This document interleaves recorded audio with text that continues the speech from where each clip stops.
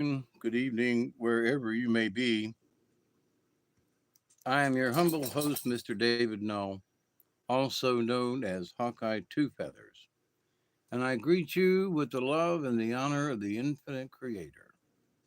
And I continue to pray that each and every day, and I mean this, that each and every one of you will continue to learn how to accept and receive the knowledge, the healing, the wisdom, and the many, many blessings from the universe and from our Creator.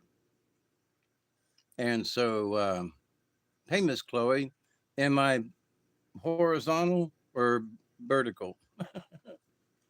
5 by 5. Um, so anyway, I'm tonight. I was trying to decide. I'm always like, oh, cool beans. Hey, Dominic, how are you? And so, I hope all is well in your neighborhood,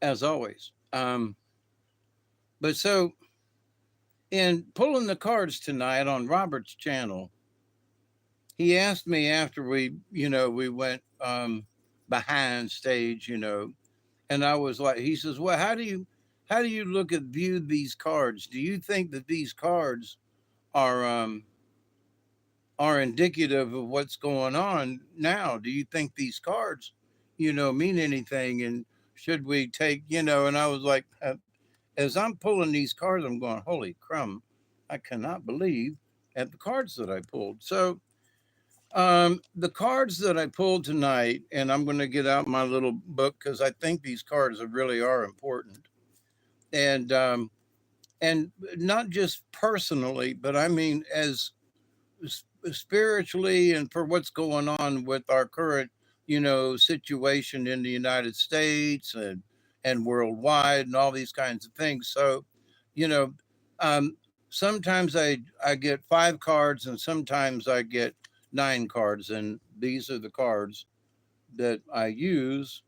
They're my animal cards that I've been using for years. And so, to list them out, the first one I pulled was Mountain Lion. No, I'm sorry. I'm going backwards. The first card that I pulled was Lynx.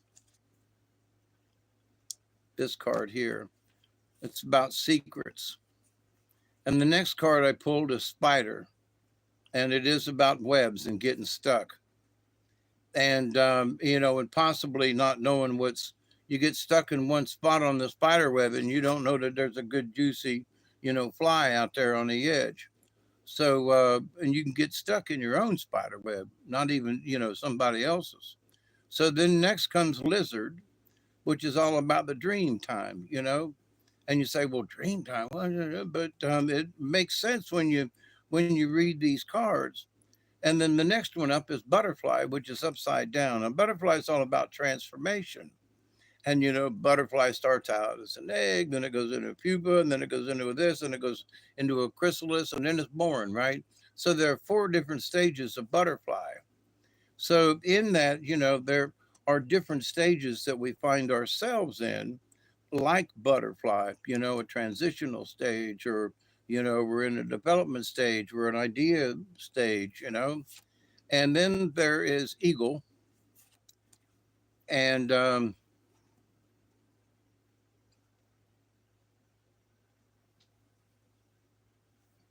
eagle medicine is like the strongest of the medicines, and an eagle feather, is used in true healing by a true shaman, a true medicine man, which I am not.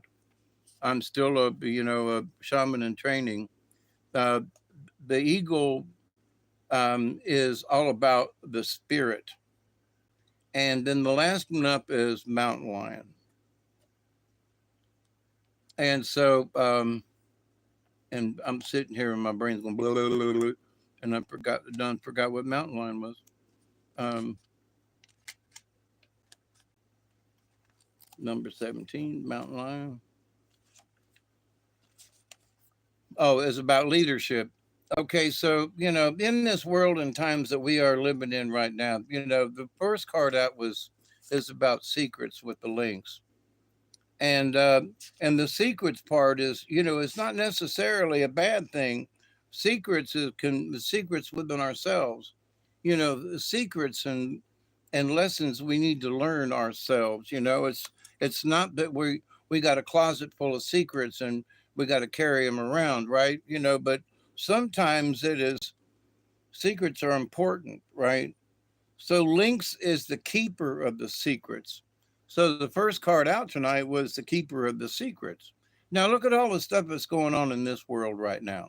If you don't think there ain't secrets going around, so to pull the Lynx card tonight first is like, holy crap, this is all about secrets. And Lynx medicine is a very specific type of clairvoyance. So if you have Lynx medicine, if that is so happens to be what it is, but this is about pulling the cards, okay, with the different medicines, if you will.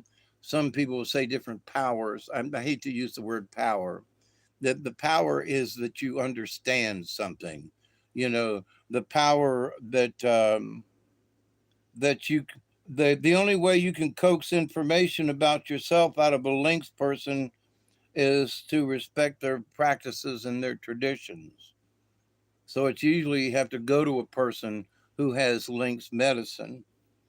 But Lynx being the keeper of the secrets of lost magical systems and the occult knowledge. They say, who the occult knowledge says heebie jeebie. No, occult knowledge means knowledge that has been forgotten. Not necessarily occult knowledge doesn't mean that it's bad, it means it's been forgotten. It hasn't been taught anymore. And people go, ooh, that's the occult. Just hang on, all right? So Lynx is not the guardian of the secrets, but the knower of secrets. Okay, Lynx card, the knower of secrets. Now, guess what? Everything that's going on, there are people out there that have the Lynx medicine because guess what? They're the knower of the secrets. All right, follow me with this. Now, Spider is all about the web, and so Spider's weaving the web, and Deer comes along and says, "How come you know, you're making all these lines and everything?"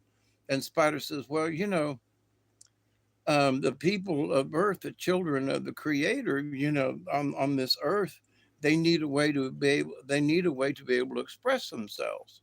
So Spider created the first alphabet, okay, with the different angles and things. So Spider has woven the web of life, all right, and the knower of many secrets, right? But Spider then has woven the web of life for all of us, but that you know the um, the thing to be aware of with Spider is to not get stuck in your own web. And so Spider is about weaving. Spider weaving webs of delight. Weave me a peaceful world, carrying creation in your web, waiting to be unfurled. So there's Spider, Spider Woman that you know, has not just of the earth, but of the universe, the different magnetic lines and things that connect all of the planets and the sun together in Indian tradition and some of these all of these magnetic lines and everything that connect us all in the universe, and they've mapped this stuff out, right? They're looking at it. That is Spider Woman. She has linked all of us together within the web, not to be stuck, but to be connected. And so it with Spider wove the first primordial alphabet as she had woven the dream of the world. So Spider had woven the dream of the world as she's weaving it. This is going to happen. See, there's planet Jupiter over there. Ooh, and a wee little bit. Ooh, there's planet Saturn over there. Ooh, and they're all connected together and everything. So she had woven the dream of the world that had become manifest. So, in this, you think about it first and then you bring it about. You manifest it, right? So Spider here you know, is bringing the alphabet. She's bringing ways to communicate, but the web of fate also represents a wheel of life. So with the spider, it's all, it's not death, it's not destruction, it's the wheel of life. But don't get caught in your own web and get stuck there, right? And so the next one up is Lizard. I love Lizard. Lizard is about the dream time. And you say, well, dream time? Well, Lizard, is about the dreaming. And so Lizard is sitting under it's the middle of summer. It's hotter than the Dickens out in the desert, right? Hey, hugs, everybody. I'm going on with this before I lose my connection of how I did the card. So I'll get with you all in a minute. Lizard is all about, he's hiding underneath this rock, right? And it's hot outside, and along comes Snake. And Snake's love, I want to come on in there. And Lizard said, man, you about scared me to death there, Snake. And Snake says, well, you was sleeping. And Lizards have two sets of eyelids kind of thing. And Lizard said, no, I was dreaming. And Snake was getting a little annoyed. He was like, what do you mean you talking about, Lizard? You were sleeping. And he said, he was dreaming into the future. And he goes, what do you mean? And he said, he went to where the future lives. And he said, you see, that's why I knew you wouldn't eat me today, Mr. Snake. And Snake was like, what? So, but Lizard explained to him, he said, because I noticed that you'd already eaten. I dreamed that you were already full.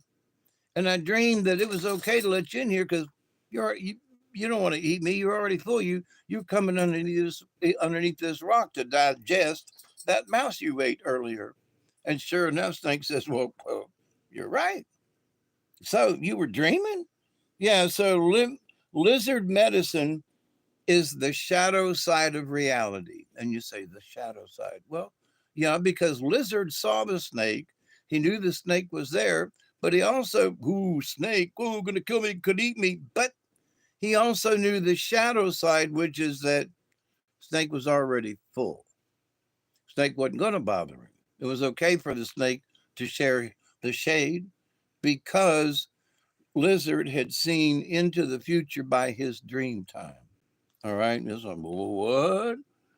Lizard may be telling you to pay attention to your dreams and the symbols of future things. So, our dream time is daydreaming, right? That's dream time too. So some folks are daydreaming that we're all going to die with nuclear Armageddon. I ain't dreaming that, y'all. I'm just not. I am not dreaming of a nuclear Armageddon. So if you all are out there dreaming of a nuclear Armageddon, cut it out, because Lizard, he's just dreaming about what could be in the future, right? So now Butterfly comes up and he's upside down. Now, upside down Butterfly, Butterfly is all about transition and transformation. And it's important because each one of us go through these different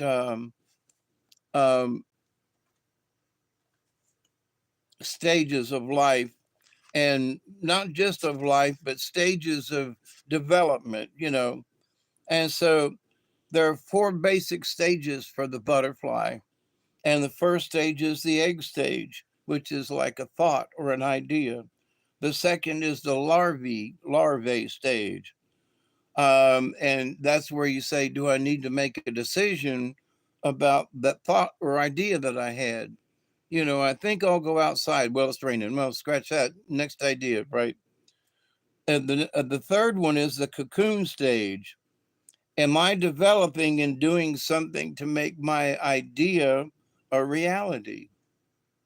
So I want to go outside. Well, it's raining. Yeah, but I can still get up and go outside. Have eye surgery tomorrow? Yeah, I do. Tomorrow at 9:30 I go in. Yes, for this eye, which is my left eye. And then there's the fourth stage, which is after, you know, having an idea, thinking about it, maybe, then there's the doing of it. And then there's after you start doing it, you finish your project and it comes out a butterfly. So the four different stages. So for us, it's the determination of where are we in our own personal development, or where are we like the United States and the world. So I look at this as, we're not in the egg stage, are we? No, because a lot of ideas have been floating around. Are we in the larvae stage, the larvae stage? No, because we've already made decisions about where we want to go. There is that MAGA thing going on where we want to make America great again. And I watched this cartoon, and it was made a couple of years ago, and it was it was make their planet great again. I thought I about busted my side. Let's make our planet great again. And they were like, yeah, let's make our planet great again. It's like a bunch of Republican aliens on some, foreign world, some distant planet, and let's make our planet great again. And I just busted. So, but anyway, it's not about a person. It's about us. It's about the feeling. It's about us saying, wait a minute, regardless of the secrets that are being withheld from us, we're going to stand. We're going to stand. It was one of them manga things, and one of the characters was like, yeah, let's make our planet great again. I started snorting it out. I couldn't believe it. It was funny. But the spiders, spider has woven the web of what is, and lizards, like waiting to see if we're going to get eaten by a snake. Where it's not that it's bad, you see. Snake ain't bad. Snake is like, has he eaten recently, right? So, but butterfly upside down is what sort of intrigued me the most, with transformation. But it says if butterfly is upside down, your lesson is simple. There's a need for a change in your life that you're not recognizing. This could be a possible need for freedom. That's what it says. It's like sentence number 3 in the paragraph. You may need a possible need for freedom, for a vacation, a new job, or otherwise. But so what are we in the middle of? We are in the middle of change. Can't deny that, you know. So let's determine what stage of change we're in. Individually, we still have the 4 stages. So where are we? So, but here's the thing. The upside down butterfly is if the butterfly went through all the turmoil and all of the heartache of becoming a dadgum butterfly, then the least we could do is honor the butterfly for being a butterfly. What do you mean by that, Hawkeye? Well, there's all these transitions that America's going through, that the world is going through. We have to, as the butterfly is starting to get up and flex its wings and be a butterfly, are we going to shoot it down? Are we going to, well, there's a butterfly, but it ain't happening fast enough. Well, that old butterfly, stupid old butterfly, that butterfly ain't no good, blah, blah, blah. And before the butterfly can actually unfold its wings and show everybody, hey, I'm a butterfly. I just crawled out of my chrysalis thingy over here, and and then somebody says, phooey on you, and you're dead. So it went so far to become a butterfly. All that trouble, all that effort, that's the word, all the effort. And then at the end of it all, it just falls to the ground dead. So we are the butterfly, basically. So are we going to go? Been through all these stages of changes. We are going through all these stages of changes. We are becoming more alert and more of this, um, links is, we're coming up with the secrets that are making us stronger. We're learning about lizard to, keep an eye on our dreams and what's going on. We need to keep an eye on these other folks too, like the snake. So are we going to abandon, that's the word, are we going to abandon butterfly after all the trouble it went through to transform? And that's up to us to answer. But eagle is the next card up. And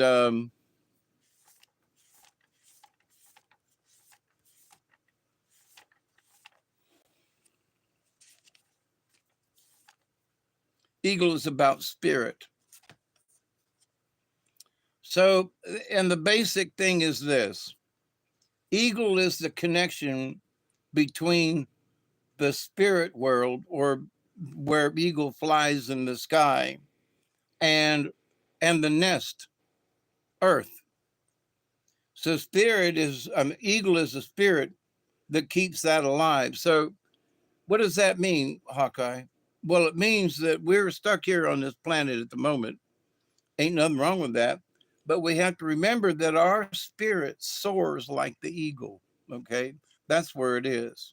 And so are you going to soar like an eagle, or are you going to stay on the ground? So we have all this information, an eagle being the spirit.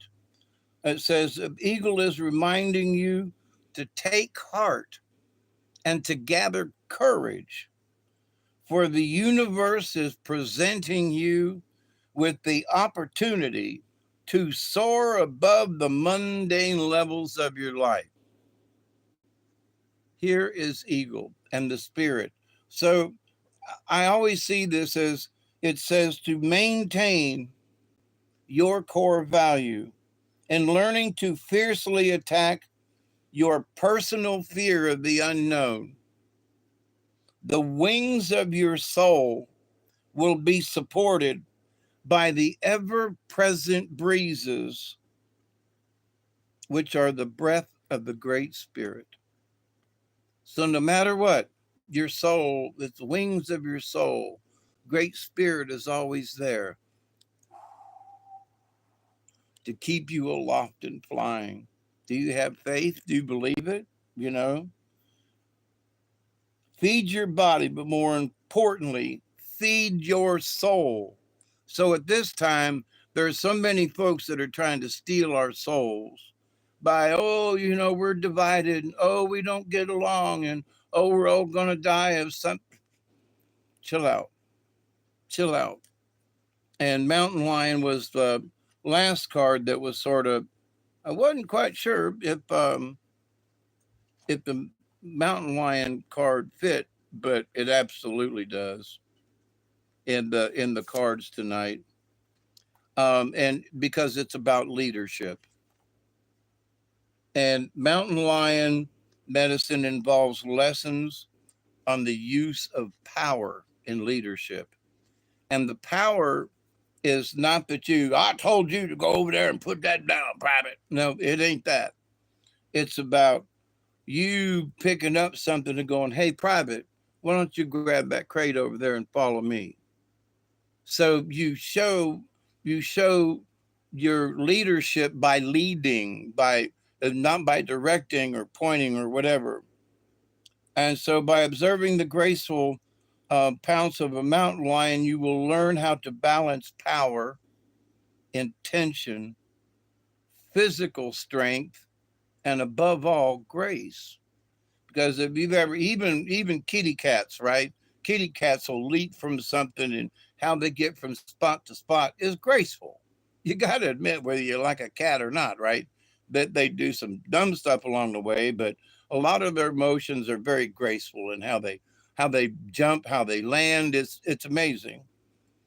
So Mountain Lion is about the leadership. So, but it's the leadership about ourselves, about our internal leadership. So, with all this confusion going on around us on the outside, do you still know who you are on the inside? I am David Null. I'm going to the doctor tomorrow and have my left eye done from cataract. And but spiritually speaking, I'm still Hawkeye. Yeah, but Dave's going to be laying on the table thingy there, and they're going to come by and make me go to sleep, which was really comfortable the other day, I might add. But so off I go into dream time, and like the lizard, right? So, but you got to have faith. Again, I'm using 9:30 in the morning as my sort of, but trust in the doctor, have faith, and have faith, and I go in and I have my eye surgery. So, but the leadership above it all, what does that mean?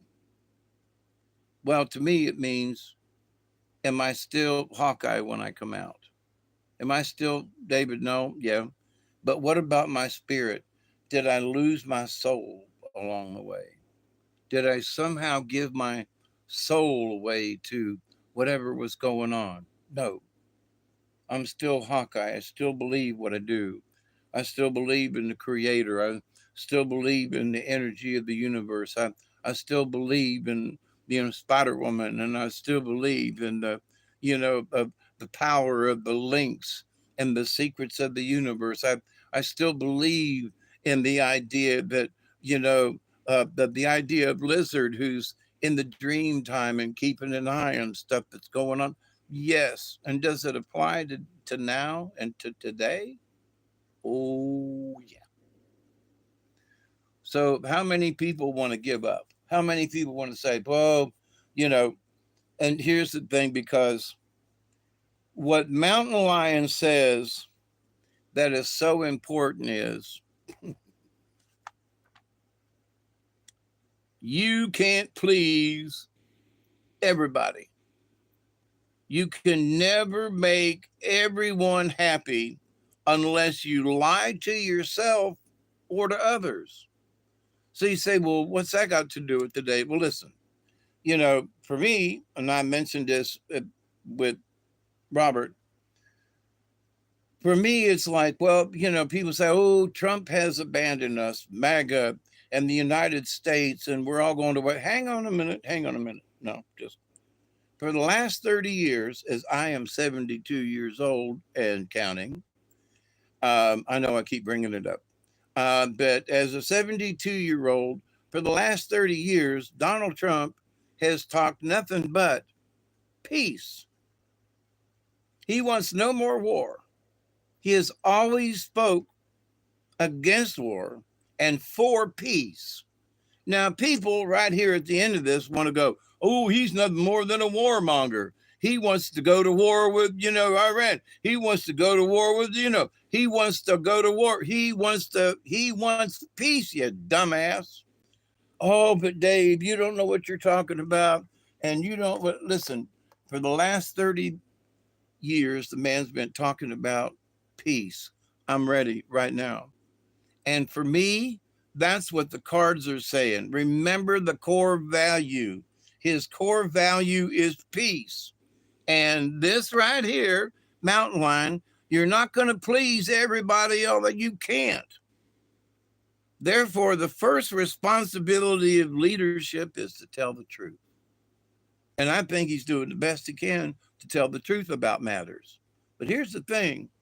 Here's Donald Trump and all his folks, and they're sitting around the table yesterday, or maybe it was today, and they're having chit chat about what's going on. Now they're having chit chat what's going on. They're talking to people around the world and folks and how things over there and over here, and what do you feel about this? And they're talking about this stuff. So they come up with a plan. Perfectly good plan. They want peace. Now there's somebody over yonder, whether it be Israel or Iran or whoever it is, they don't want to. They want to push that button again to see some rockets go off. They love watching them rockets go off. I love rockets going off, but I don't want anything to hurt anybody. I love shooting off fireworks, but unless it lands on you, I don't want to hurt nobody or start no fires. But so we can sit over here and plan all we want to, meaning Trump and cabinet and everybody, planning all they want to, peace, okay? He has never said he wanted war, peace. So what happens over yonder? Somebody pushes a button and rockets go off. Now, did he plan that? Oh, well, Trump's the one, he's going on. He's the one that pushed them rockets. He's the one that shot them off. He's the one, calm down. Trump wanted to do that, to hang on. Are you sure? So they're blaming Trump for stuff that they don't know he did. Because he wants war with Iran. No, he doesn't. Are you listening? Pay attention. So in these cards, the leadership is you can't please everybody all the time. He's always wanted peace. Scramble all you want to, bitch at the man and point your finger at him, and MAGA's dead. Wait a minute. Hang on. The cards absolutely don't lie. The leadership is there. We are in absolutely this, one could say, a perilous time of change. Well, like Butterfly has gone, we, like the United States, we have gone through all these transformations in the last 4 years and in the last 6 months. We've gone and still going through these transformations. And here we're about as the, quote, the new United States with new thoughts and futures and the economy coming back, manufacturing coming back. We're going to be doing all these things, it's good. We're making America great again, for whatever you want to, Trump. Oh, shut up. But the bottom line is that we as a collective are trying to do better. That's the honest thing. Trump or not, we as a collective are trying to do better. We as a collective don't want war. We as a collective want to see them folks cut it out. Don't we? Most of us. So, but it's in the hands of crazy people. If Trump wanted to start a war, he would have shot missiles by now. You understand? He hasn't. He has tried to negotiate peace between all them folk. His core value, which shows up in the cards, very strong. It shows up in the cards tonight or this morning, I guess. And so I see this as, listen, my friends, don't give up on the butterfly. The butterfly is still trying to unfold its wings. Don't give up on the butterfly. Not yet. We as a nation, we just went through all this shit and you want to give up on it now? Keep peace in your heart, my brothers and sisters, and get that wad out of your, out between your legs from your panties being in a wad, because there are folks who want to convince you, they can't do it to me because I ain't going to convince, that we want to agree on war. And no, we don't. So we as a collective need to keep saying, sorry, guys, we still believe in peace. Sorry, guys, I'm going to trust my president, who for the last 30 years has preached nothing but peace. I want peace in the world. I want people to stop fighting. I want people to stop dying. I want peace. Trusting the process and focusing in. Absolutely, my poor preachy kitty. But to that point, the cards are screaming it tonight. And especially now that what's going on with in the world, hang on. Y'all ain't trusting the plan for a squat,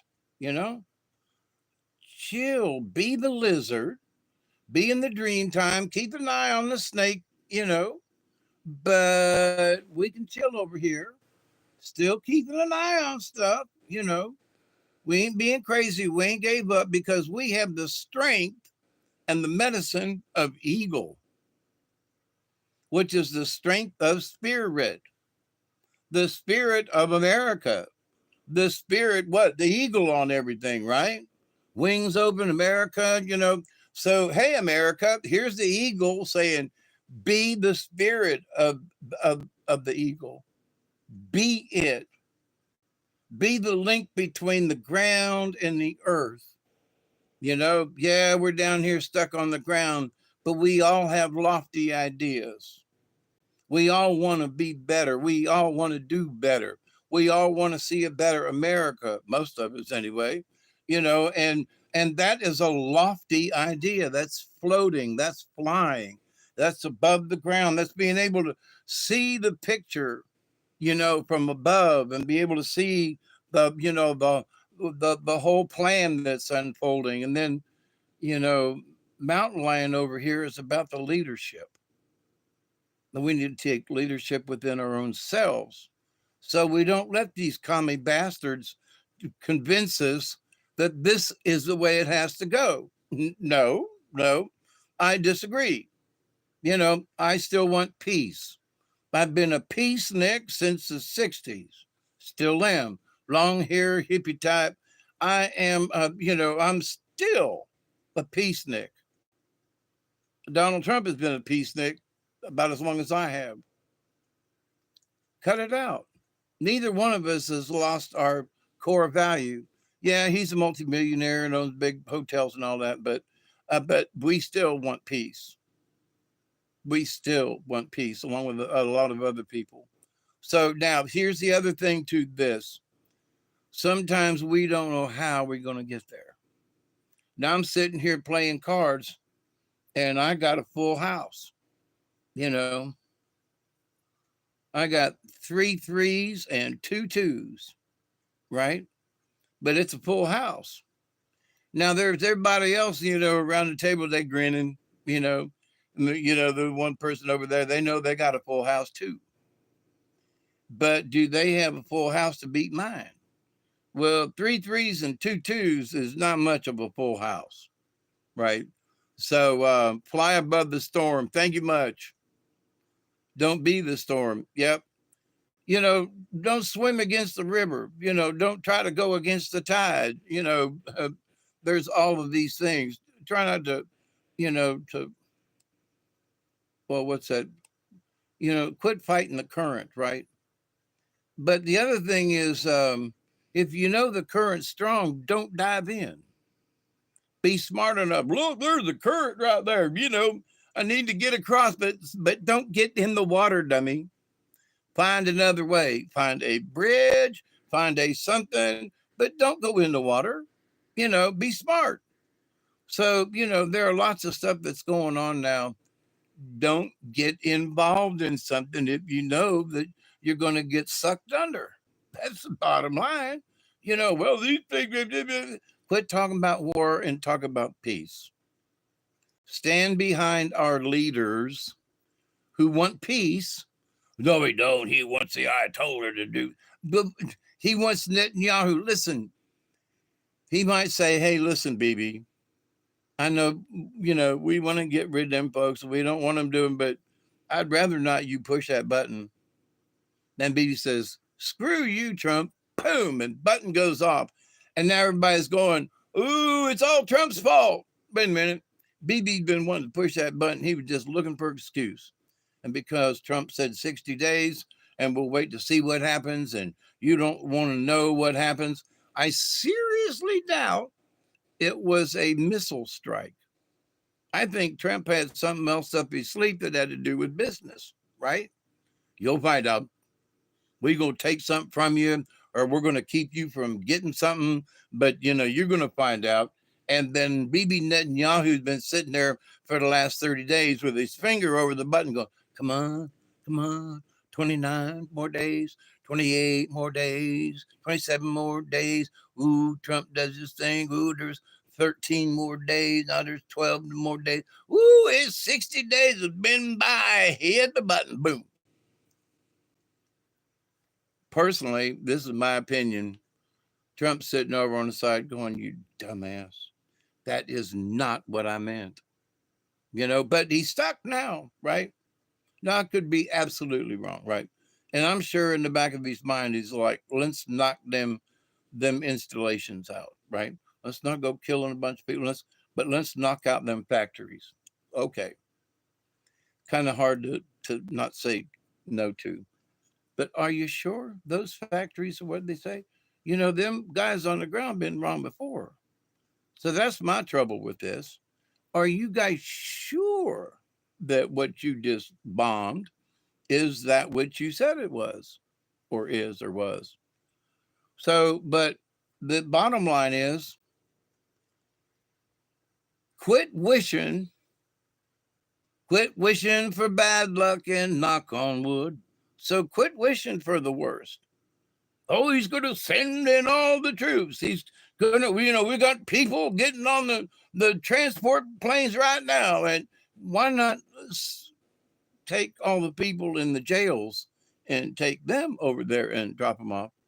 Yeah, you could give them a weapon or not, you know, give them a machete like they're used to and turn them Guatemalans loose in the deserts over yonder, you know, just drop them off with parachutes or maybe without parachutes. Just drop them in the sand, you know, say, okay, y'all fight it out. But what does that mean for the rest of us? Get your panties out of a wad. Calm down. Once you get that knot out of your butt, you're going to be able to sit down a whole lot easier. Might be as fun to some folk, but get that knot out of your crack and sit down. Be like the lizard and stay in the shadows to keep an eye on the snakes that are running around wanting to eat us. That's where we're at. But do you still trust the plan? You got to trust the creator. Now you say, I ain't talking about Trump now. I'm talking about the creator. Do you trust that plan? Do you trust the plan of the creator? Or are you just going to give up on the whole thing? Here comes Butterfly, been through all 4 stages, and now all of a sudden you go, Butterfly, forget it. Never mind. Plan didn't work. We don't want to stand behind you. We don't want to help you out. Well, what, Butterfly, you fell down? We ain't going to even help you up. Just lay there and flop around, you know. You can't get up on your own. Oh, never mind. Come on now.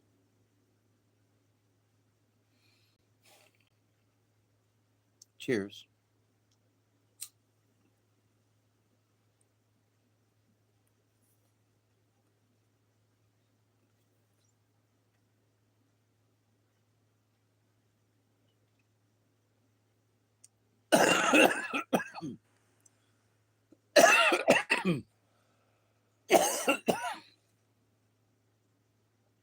So going forward, well, Dave, Hawkeye, what's your wisdom for today?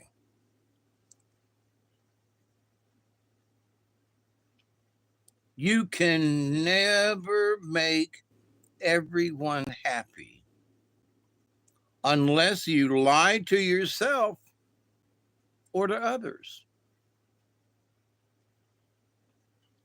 You can never, underline never, you can never make everyone happy unless you lie to yourself.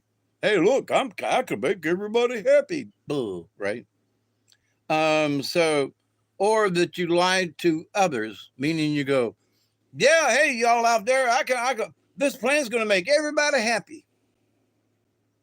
Okay. So that's how you do it. You either convince yourself or you try to convince others. You lie to yourself or do you lie to others or both, right?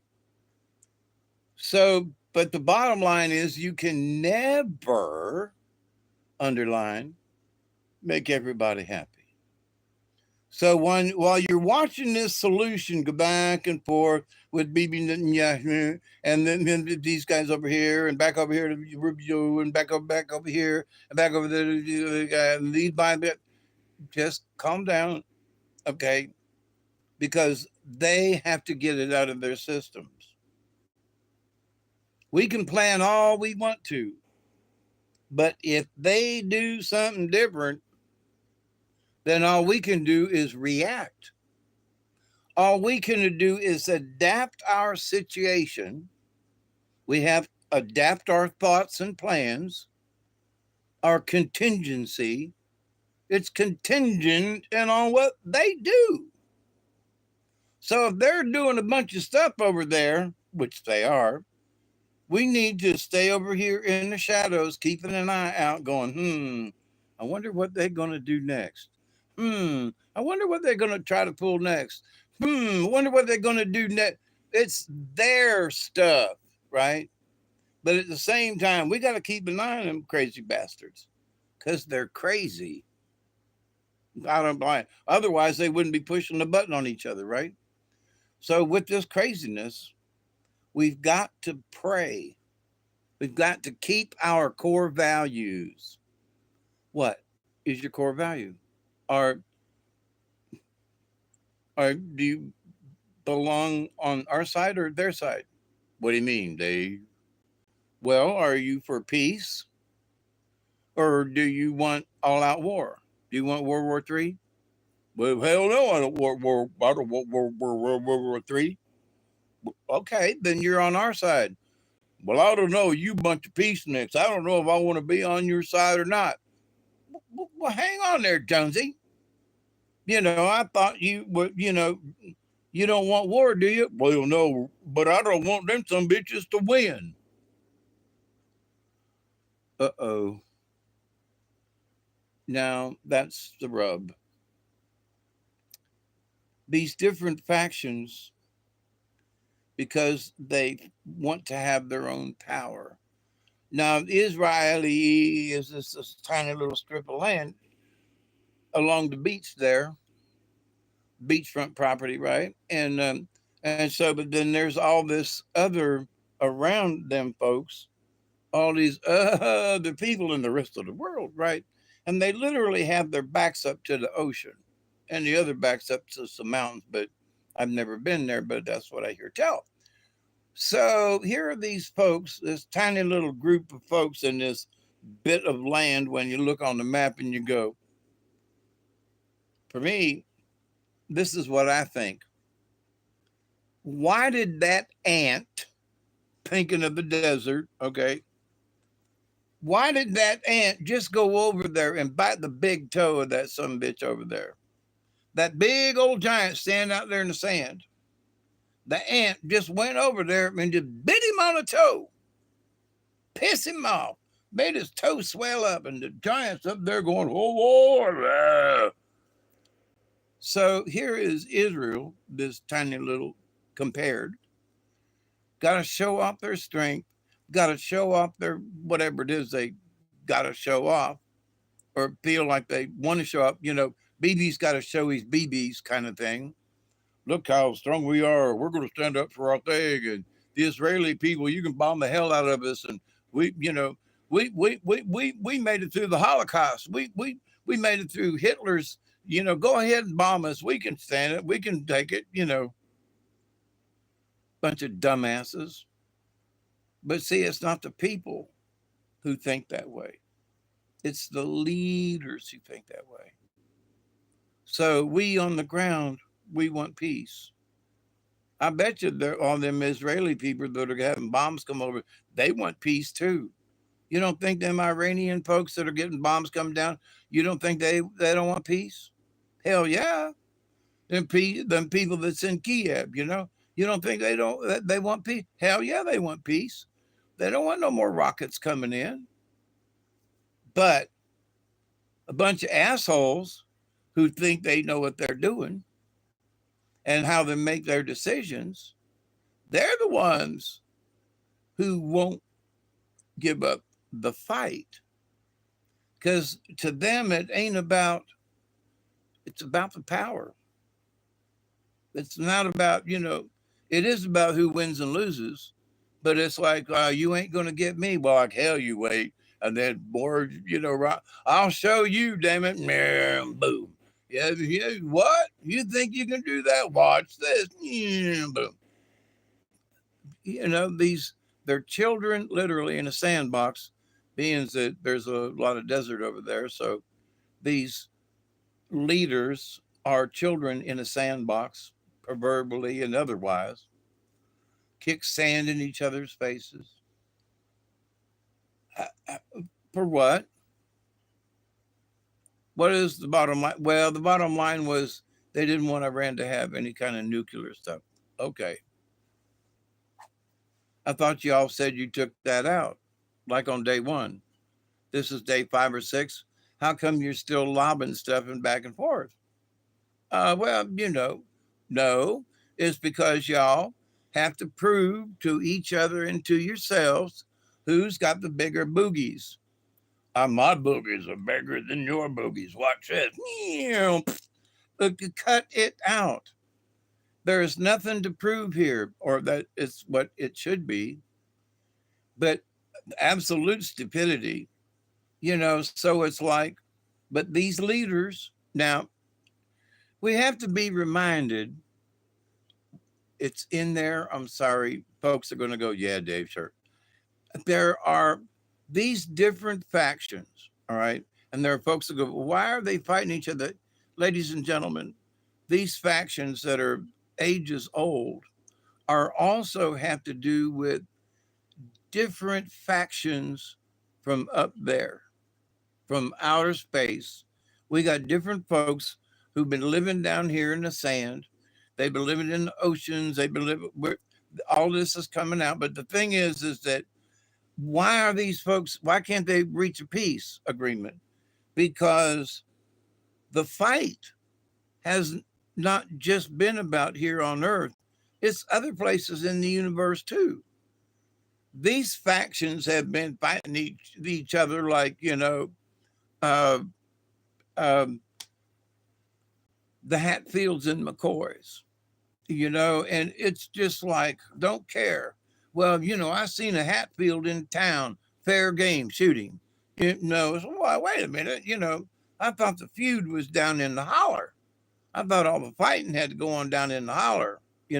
No, we gonna fight out here on the interstate.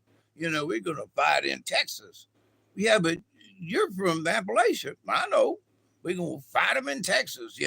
I seen a McCoy riding down the road. Wait. That was the real McCoy. That's different. That's not a. Never mind. So, in this world of stuff, there are these folks who are driving what's going on, and they ain't from here. They ain't from here. All right. You say, well, what about these people? Yeah, but when you start breaking it down, who's in armies, who's in the navies. Now, in the middle of the desert, it's kind of hard to have a navy, but still. So, the camels are the things of the desert, right? But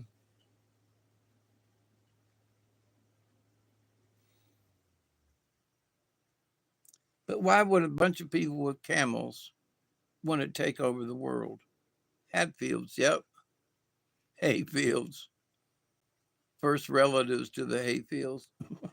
Well, they had hayfields too back in the day. But so why would this war continue, right?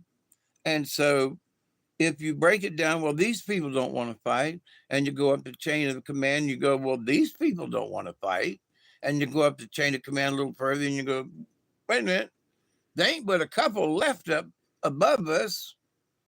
Well, then who in the hell wants to fight?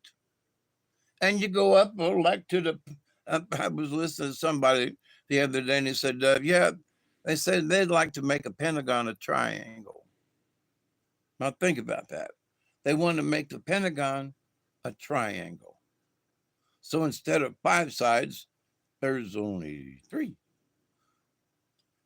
Less feud and fight and blah, blah, blah. It means more people have agreed to stuff, We've agreed to have one alongside instead of, wait, it's a triangle. It's not a Pentagon. Whoa, hang on. Now, that's pretty interesting. But you see, the people up yonder above them, who are they? They are the swamp. They are the deep state. They are the lizard people, if you will. Because no human being would actually want this to happen. Because as you go up the chain of command, hopefully, presumably, you're talking to human beings. None of them want this. So it's got to be something other than a human being that wants to see us all slaughter each other. It gotta be beings from somewhere other than here, because human beings don't act like that, right? I mean, the cards say we don't act like that. There's something else in the mix. So, should we be hating on each other? Should we be hating our president because there are crazy people in the world that he's trying to deal with on our behalf? Make America great again. What? He's trying to keep folks from bombing us. There ain't nobody in America knows what it's like. Now, the folks at 9/11 have an idea, but there was supposedly two planes, and then the other building fell down by itself, you know, but that's tragic. But imagine if there was bombs still coming in while they was trying to, people running in the street. What if there was overhead, there was bombs dropping on the streets? What about if the people in New York City, I'm not wishing on this now, but this is what the people in Tehran and Kiev and all, that's what they're going through now. They're on the streets going, oh, look, there goes one. Oh, I wonder whose neighborhood that was, you know. And for those of us who, about Dante, he was looking out the side of the building and he was like, oh, that one sounds close. Oh, boom. And supposedly it got him. So, these folks are looking out the side of a bombed out building, wondering where the next rocket's coming in. You and I do not know what that feels like at all, unless we've been to war. So those of us safe and sound in our, most folks in bed right now, but, in snuggled up in your bed bias, do not know what it's like to be what, and me too, Chloe, I pray we never do. So, but the thing is, and God, I can't believe I'm saying this, but it's almost like some people need to have that done to them. I mean, bad example, but it is an example. It's like California burning. God, I hate it. I hated that when it happened. I hate it now that the land grabbers are doing what they're doing. I hate the whole spiel of things and what it means and the people behind it all and all that. Because there's some lizard people that was behind that shit. So whether they have true scales or not, the way they acted were snaky like, they still lizard people. Okay. But so with that said, we need to keep our faith with ourselves. We need to keep that core value. And we need to be telling other people, hey, look, you can't please everybody all the time. I thought it was kind of mousy with Tucker Carlson to go off and go, blah, blah. Listen, Trump is dealing with crazy people. Okay? Crazy people on the other side of the planet. Crazy people. They are not rational. Okay? He's trying to be a rational human being with crazy people. BB included now. He ain't got too much together. So, but then there are other people going, come on, BB. Come on, BB. Just like there are people trying to urge and nudge Trump. So we got to pray for them, folks, because what's going on may not be what they intend. What do you mean, Dave? There are generals and people and influences that are pushing it, Trump in the background. Those are the secrets that show up with links right at first card out. Secrets. So dealing with secrets, dealing with people, dealing with folks who, think they know how to be a butterfly and they upside down about it all. But the end in the cards is eagle. Be the spirit. Don't give up. be able to see all of what the creator, be able to see the bigger plan. Don't squabble over this little barnyard stuff. You know, it's the ultimate plan at the end of the week or the end of the month, even, or maybe it might take a year. But to the point,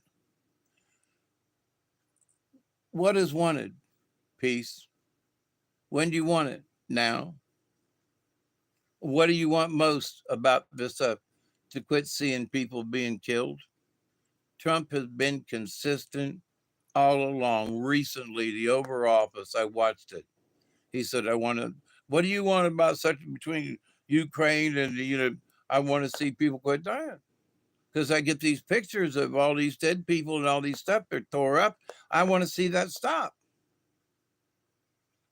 So do you believe him? I do. I believe his core value. I absolutely believe that he doesn't want to get more pictures of people and body parts and stuff and blowed up things. I absolutely believe that that's what Trump wants. So why wouldn't you stand behind him? Why would you, those folks out there who want to pick and throw stones, why would you want to, give up on the guy that's been working 30 years to try to resolve peace in the world? Why would you give up so easy? Why would you quit this? Wimpy, wimpy, wimpy, wimpy. Can you not see past your own nose? There are crazy people in this world. And he's trying to deal with crazy people to bring about peace.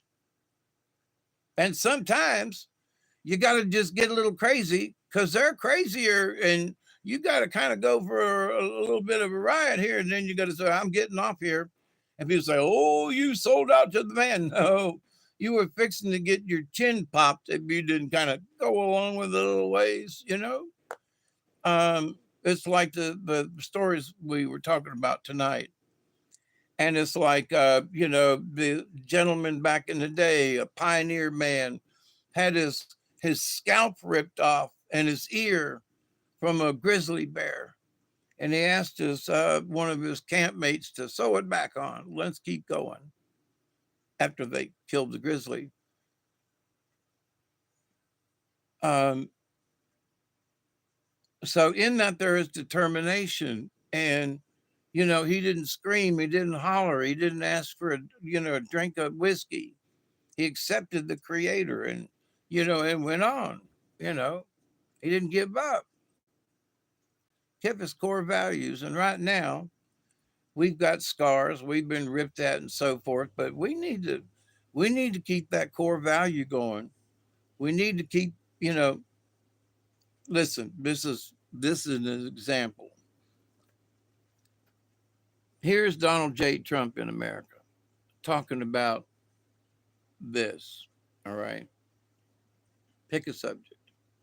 And then on the other side of that, on another channel, there is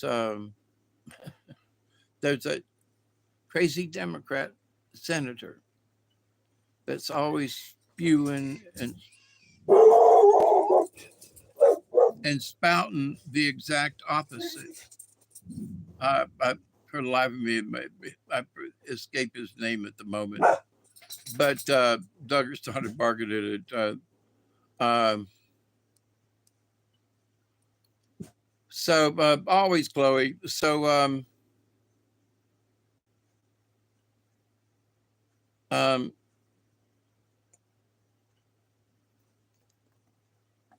too many. I'm getting too many inputs at one time.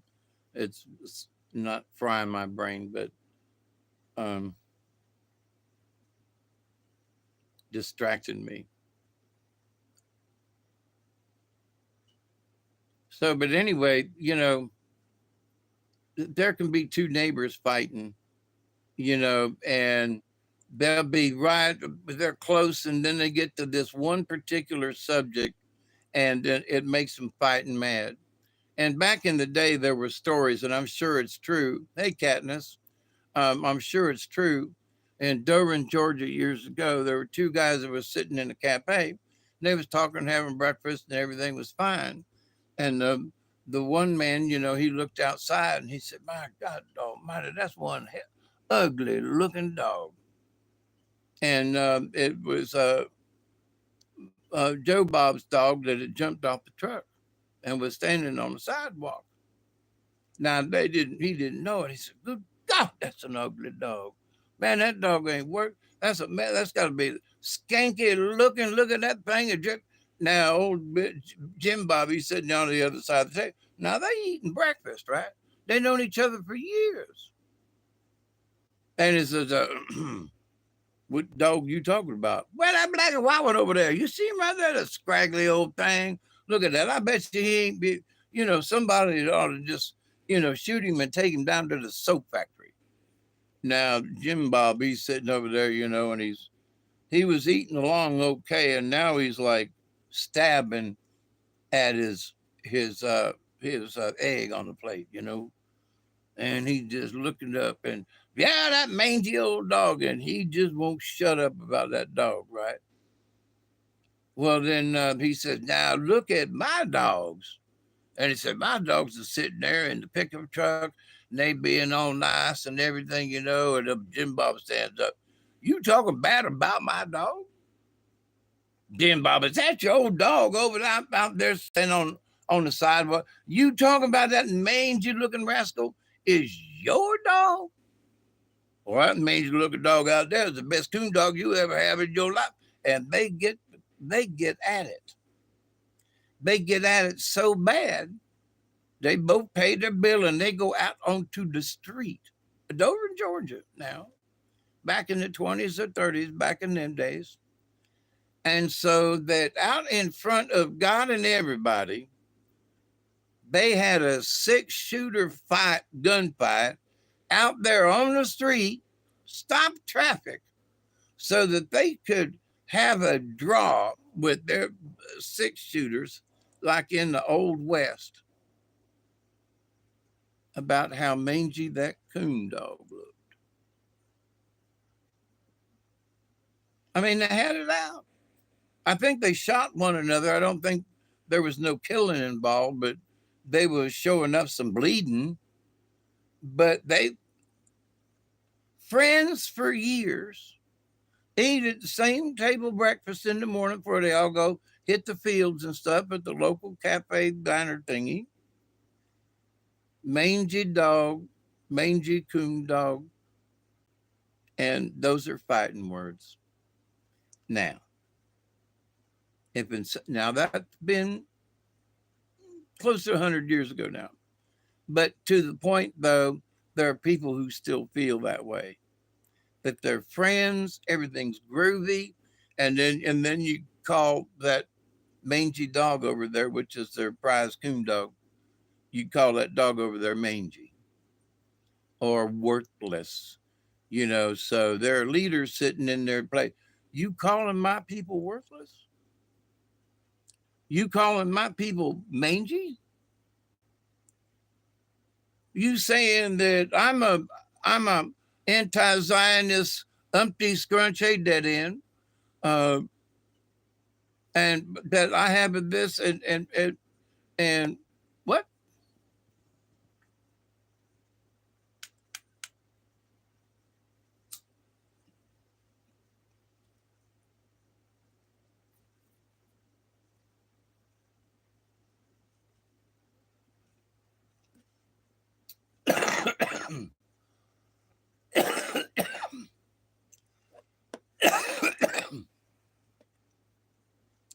So in these places, there are the boss men, right? They're the people who think they're running the place, and probably are. But then there's the populace like us. And well, Dave, you want war, don't you? No. I want them to stop fighting. I want people to quit dying. I want, I honestly mean that. Yeah, well,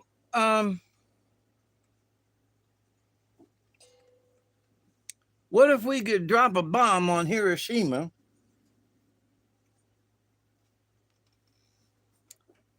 and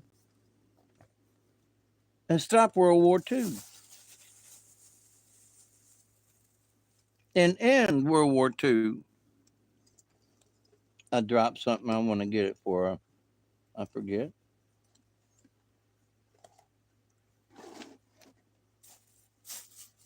And you say, well,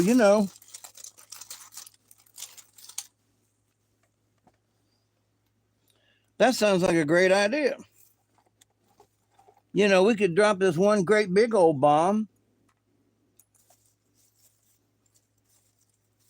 kill a whole bunch of them lousy whoever they are that we want to blow up, and save a lot of trouble.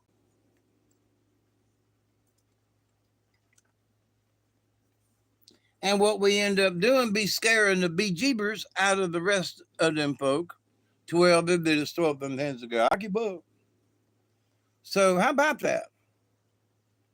We're going to blow a good portion of them to smithereens, okay? Body parts going to be flying everywhere to smithereens, I'm telling you. But it's going to be for the good of everybody. That's right. We're going to blow up them people over there to save everybody else. What? Ladies and gentlemen, that's what they're discussing right now. I mean, right now. Over there, they're talking about this. Yeah, next 20 is when? What time is it? Oh, it's coming around, ain't it? So, but anyway, so here we are, the Trump and company, Ussens, all right, and we're trying to make plans, contingency plans. And you say, well, what do you mean contingency? Well, we don't know what them crazy people going to do. Well, they said they was going to do this, and they said they're going to do, yeah, but what did they actually do? Well, they did this over here. We didn't think of that one, did we? They snuck one in on us, right? So they came around our flanks, and they did, and we thought they'd try this and this, but they did that over there. So now they're sitting there trying to figure out what's next, right? Which is like impossible. All they can do is do the best they can, right? So with the information that they get to try to stop a catastrophe, to try to stop some dumbass on the other side of the world from thinking they're the strongest and the mightiest, and they push their button. Boing. But see now, in drawing the Mountain Lion card is about leadership and is exactly what's going on now. Our leadership, our president, and the rest of them too now, are trying to stand strong. And because they stand strong, they're being blamed for things. Well, you should have done that. Well, if you didn't do that, then how come it looks like you did that? It looks like you and this guy colluded together to go do that. And see, there are people out there that are going to put all different kind of stuff together. And I'm sitting back here in the shadows like lizard in the cards tonight. And I'm going, it's just interesting. Are you sure that you're blaming this on them? Are you sure? Or are you just conjuring that? Or did somebody say something about it and you agreed with them? Yeah, you must have done that. But are you sure? Wait for, as the cards say, you got to wait for the truth to come out. But before you go condemning people and our leaders, that all they want is war, all they want is to blow people up, I'm sorry, but you're wrong. I just don't feel it in my heart of hearts. And that's where it shows up with Eagle. The heart, gather your courage and your strength, he says, to be able to keep our spirit going, to keep this common goal thing going, which means to stop from wanting Armageddon. Paul Begley tonight, he's on the YouTube, 40 hours to Armageddon. 40 hours, man. That's less than 2 days, right? So he's on the internet and he's doing 40 hours to Armageddon, putting it on the damn internet and declaring it to the world, whether the world sees it or not. He's put it out there in the quantum. He's already thinking ahead that Armageddon's coming, which now would be about 36 hours because it was about 4 hours ago. So in 36 hours, according to him, and whatever he was saying, and and I like Pastor Paul, and I don't know if he understands that when you type shit like that out, you're wanting to manifest it then. Armageddon, 40 hours. I would rather put Armageddon never. Armageddon, somebody forgot it was going to happen. Armageddon, left in the park. Armageddon, set sail, for the Sargasso Sea and got stuck in some weeds. Armageddon, but Armageddon in 40 hours? I mean, even if it was going to be in 40 hours, I would just say Armageddon is, inevitable, or it, is coming our way, or, but 40 hours? So, but, so these people, them folk, who I honestly think they're scared to death. And now I wonder, like folks like Pastor Paul, they're talking about the end of the world because they have prophesied it. Pastor Paul has seen it in his dreams. He's written about it. He's preached about it. So there, and I have seen things in my dreams and stuff. And, the braves on horseback that I've discussed over the years. And I see that happening right now. It's like, holy crap, here it is. It's going on right this minute. And so, but what do we do about this?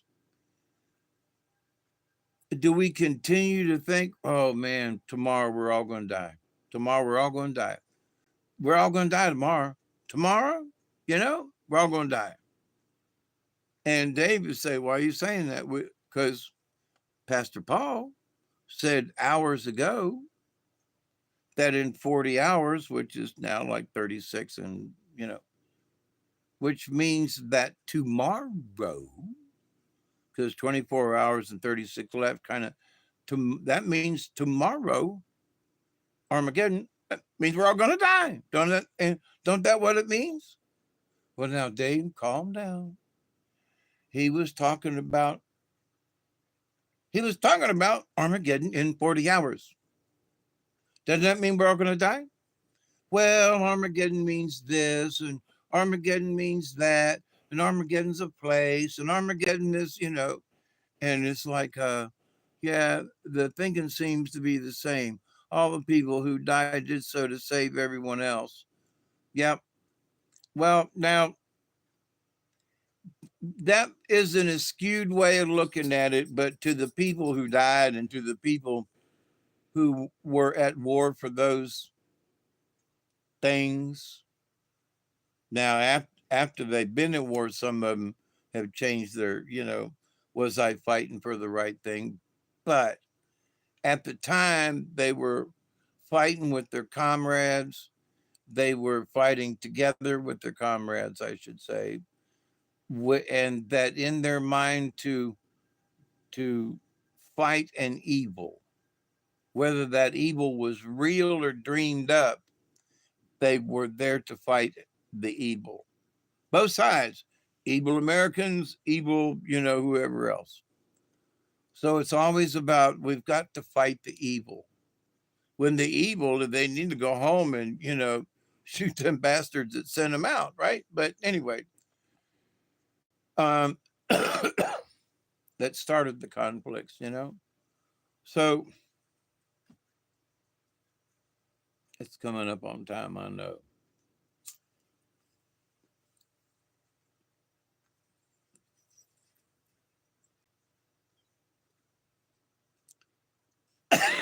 Reminds me of the Cranberry song.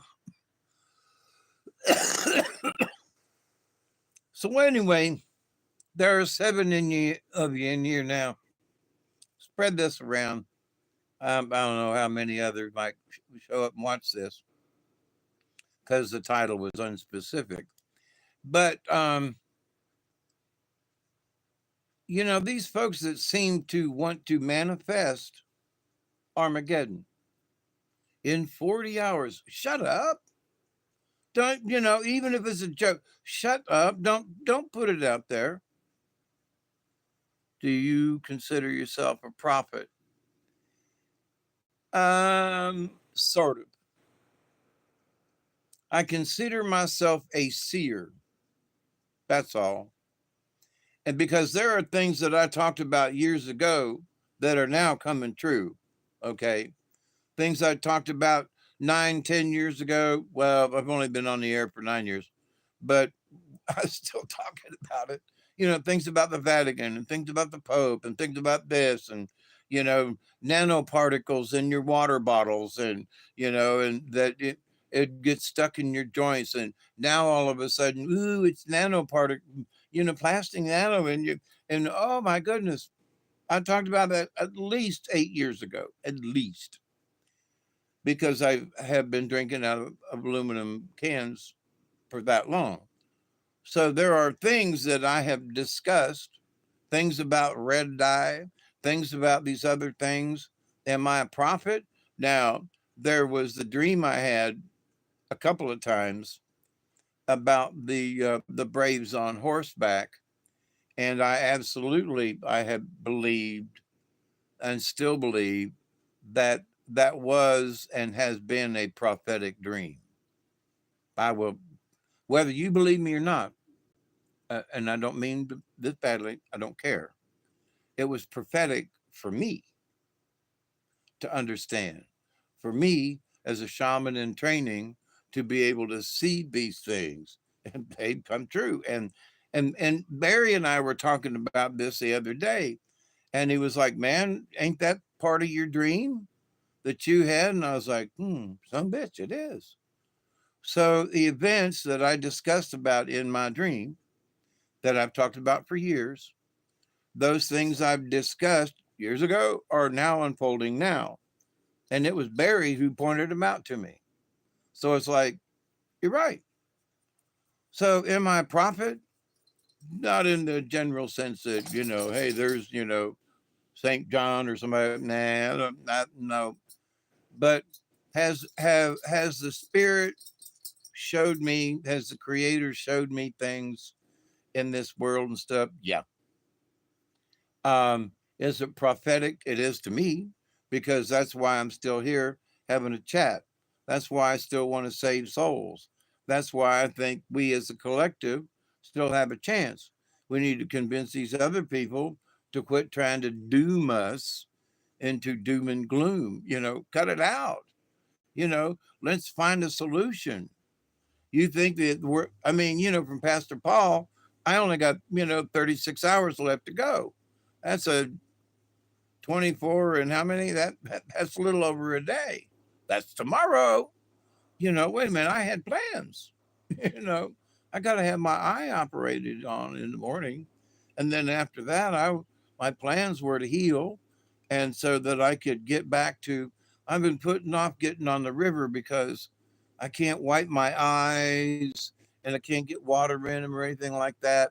And if the canoe or the boat I was in capsized or I just wanted to go swimming, I can't do it because, my eyes are going to be healing from the surgery, from the cataract surgery. So, you know, I had to just understand that June was just going to be a month. I was just going to have to chill. I can't bend over much because the pressure in my eyes. They don't want to. It doesn't want to bust any, any seams along the edges. So there are things you have to be careful with. You got to put drops in every 4 hours, which I'm about due for there, Miss Chloe, and also my meds. But as soon as as soon as my eyes are, oh, I always do, Chloe. I always do. And it's against the law to not wear a PFD. So, and I know that because it cost me $65 because I didn't have mine in the kayak that time.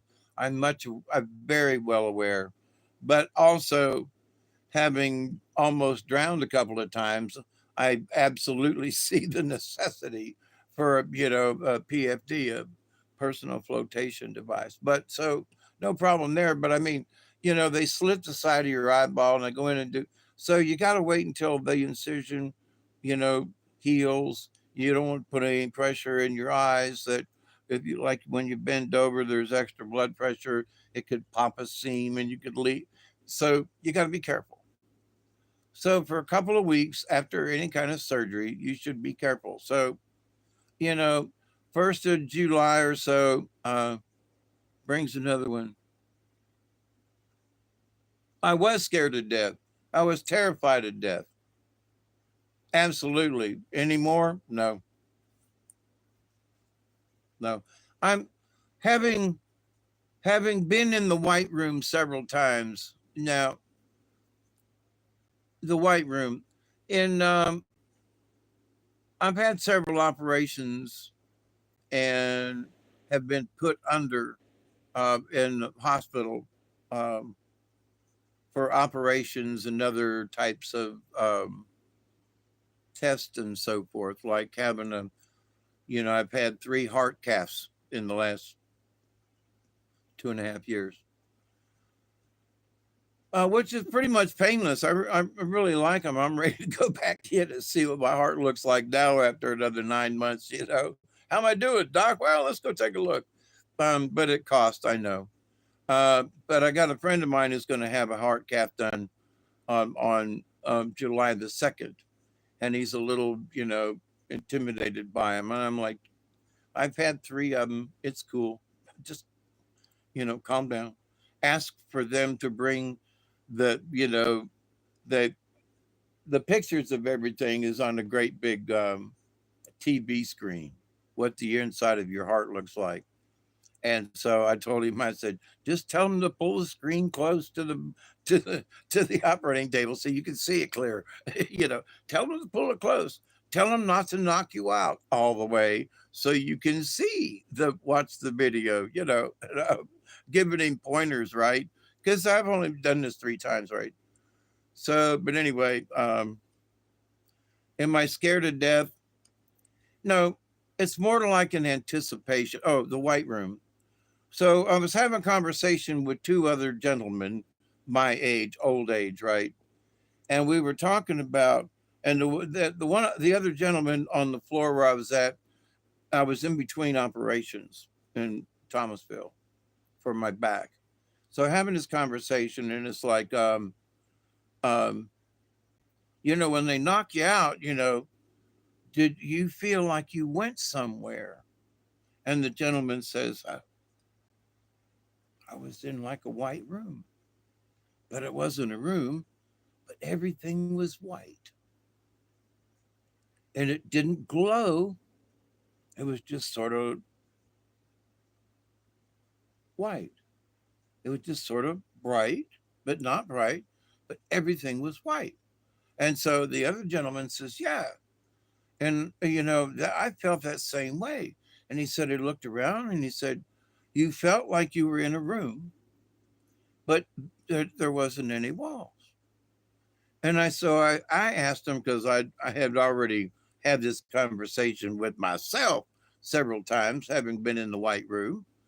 I'm in the white room, that by Cream, 1967 or 8. But anyway, so I'm like, yeah. And did you notice that there there seemed to be a floor, but there wasn't one. In other words, if you tried to make a step, it was like, yeah, did you see? What about you? So these three old men are talking about, we had been put under with anesthesia for our respective operations. They weren't the same doctors or anything, but we were all put under with anesthesia. And so every single one of us, after they put us out and put us under, which they keep you there for a while, several hours, and you're in that almost dead state. That's why every time you go under, you got to say it's okay if I die. Don't sue the anesthesiologist, kind of thing. So, did you sign your paper? Yeah. Okay, come on in. That's how it goes. So, but anyway, you got to trust them, or and if that's the way I'm going to go, I will never know that I died. Let me tell you, the way you go out, you don't feel nothing. If that's the way, if somebody said, would you accept, this is the end of your life, and listen, put me out like you did that operation. Let me go to the white room and I'll take it on from there. So we all described the white room, and we all described to each other and ourselves, actually, as to what it felt like to be in the white room and what we felt like the white room was. And to our particular thinking, it was like we knew we weren't dead, and it wasn't heaven. There was nothing to be scary about, but it was cool, but it was creepy because you were in a room, but it wasn't a room, and it was like you could see, but you couldn't, and it was it, and it was that, and you could look down. There was a floor, but there wasn't, and I mean, all of the things I just described. When you stop and look at the whole picture, it's kind of creepy, you know. But there's it's so calm in the white room. We all agreed. None of us were scared, but we knew we were like in a waiting room. Heaven's waiting room. Three old men talking about the white room. Not purgatory, not we're in the waiting room. We could go on if our heart stopped or something in the 3D world down yonder, wherever that is. But we were in safe zone.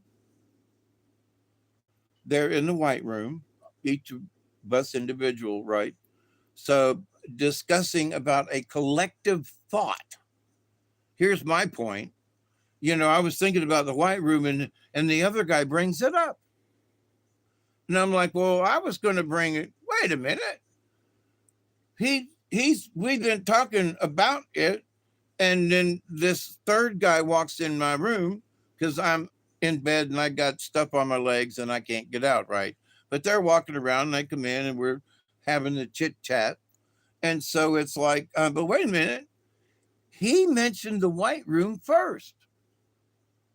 No, whoa. I'm the woo-woo dude here. I'm the guy with the white beard over here. I'm the woo-woo dude. And he brings up the white room. Weird. And then the other guy was like, yeah, it's a white room. And this looks like it's got walls, but it don't. And so the two of them, and I'm freaking out over here, laying in the bed going, I can't believe these two farmer kind of dudes are over here talking in this psychedelic kind of white room thing. We're almost dead float. What? So it ain't, and I say that because, I've tripped over 500 times. Being awesome. Oh, it was strange. When there was the taller gentleman, I say taller, he was taller than the third guy that walked in the room. But because I got a loud mouth, they could hear us all the way down to the nurse's station. I found out later. I should be more careful or shut the damn door. But so anyway, but having this conversation is what brought the third guy down. So, and then later on, there was a little old lady who had overheard our conversation, and she was like, I was in the white room too. And that was like all she'd say. I I agree with you guys. I was in the white room too. And I was like, what? So that was four of us, you know. Now it can't be the anesthesiologist because we all had a different person. We were in the same hospital, but having been in two different hospitals myself, which I'm going to Thomasville tomorrow instead of Moultrie, um, you know, the fact that I'm trying to say that the similarities, there was not, the only thing that was similar was that we were put under with by an anesthesiologist. Me and Moultrie a couple of times, you know, where I've had the, you know, the heart cath and the thing, and then down there in Thomasville, different people, different situation. So, but we up here have seen the white room, we down there have seen the white room, and you know what I mean. So, say, well, it's this hospital now, it's that doctor, no, it's this situation, no. The situation is all of us who have been put under legally with the list, you know, by a licensed anesthesiologist, we have all been placed in the white room, and we all feel it was the waiting room to whatever heaven is, to the next phase, a waiting room. Now, for me, you know, I don't want no pearly gates. I'm not going. You know, unless I have to, I'm not going. But there are other people who are going to race to the pearly gates. That's where they want to go, you know.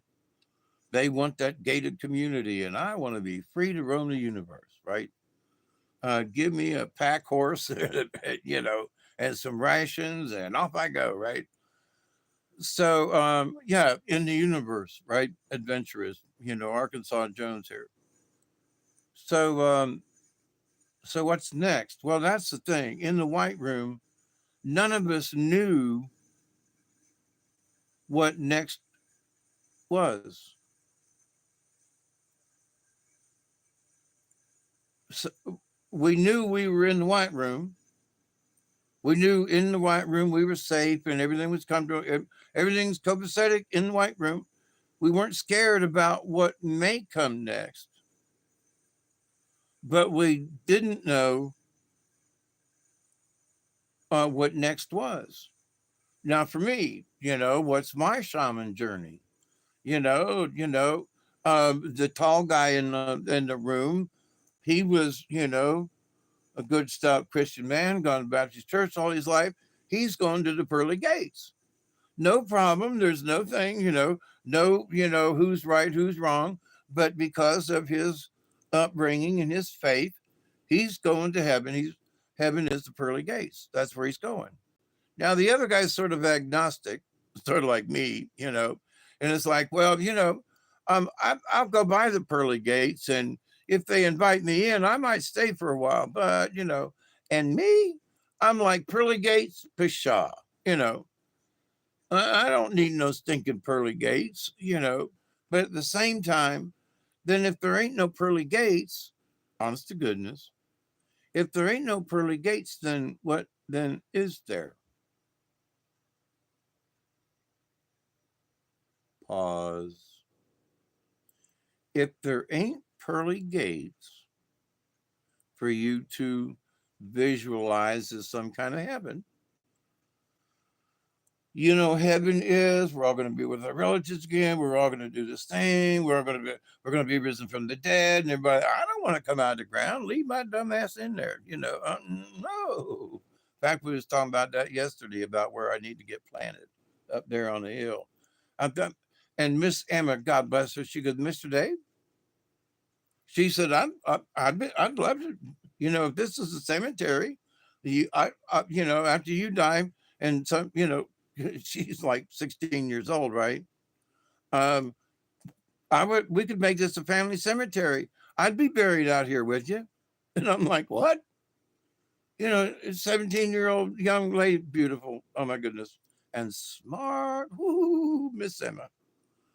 But she goes, no, Mr. Dave, no, I'd feel an honor to be buried up there on a hill with you. Make that a family cemetery. And I was like, well, I need to follow through on that now. Really, because why pay for me or be planted someplace else or pay the the fee of um, um, cremation, which Casey says cremation might not be the best thing for you because it scatters your soul, kind of thing. But anyway, since I got property and since I would like to just plant me here on my place, I've talked about it before, but there's somebody who had said, oh, you can plant me beside you. I don't want to go in some stinking um, church cemetery somewhere. If I was going to be buried somewhere. Now, this is a 16 well, she's almost 17, but still, she's like, bury me here. I like this place. I like up here. She come, they come to visit, I'd love if you're gonna sure bury me up here with you, Mister Dave. Well, now that's impetus to get moving, right? Wait a minute now, before they change the law here in Georgia or whatever, I need to make sure about that. You have a white room with white hospital curtains, which you can't escape. No, but you know what? It was not like that at all. Because I'm here to tell you, I've been in several operating rooms here recently, fixing to go in one here in a couple of hours. They're not that white, pristine white that you see in the movies, kind of thing. It ain't. To go in the operating room where they do the heart cath, it's all a big machine. It's all covered in plastic. It's all got this stuff over here. There are monitors and things on the wall. You can't see white on the wall. This white, pristine operating room. Now they may be something like that if they're operating on your heart or something. But I mean, he was inside my heart in this room. So there are a lot of technical rooms, which the heart cath thing is more technical than a true operating room. But it's not. We as we discussed, the white room had nothing to do with our surgery. It had nothing to do with the room that we were going in. It had nothing to do with it. There was no we all agreed on this. Yeah, I was in the white room, but yeah, but it wasn't the operating room. It wasn't in the hospital. It wasn't. That was first thing out. Is it ain't this, and none of us associated the white room with the hospital or a hospital room or anything with it. So, and people say, well, you guys could, not that you said this, but other folks have said this. That's because you was at an operating room. Well, of course you was at a white room. No, and no, you don't understand. Um, it wasn't the operating room, but we could looking at here's another thing, looking at in each other's eyes, like talking to the big tall guy, who kind of leaned in over to the bed where he was standing, and I'm because I'm laying in the bed and I got the thing up, and he's the tall guy's first, and then the shorter guy's has come in the door second. So the second door guy kind of, it was a sort of a line to the door, and then the line turned more parallel to the bed. Okay. And then the third guy was closer in, and so we could see each other's eyes rather than having conversation like across the room, right? So, but looking at each other's faces, we were agreeing with our words, but we were also agreeing with our eyes. Like looking at the tall guy, and he was like, yeah, man, the white room, you know what I mean? And it was like the look along with the words and yeah, I know what you mean. Hell is open all year round. Yep.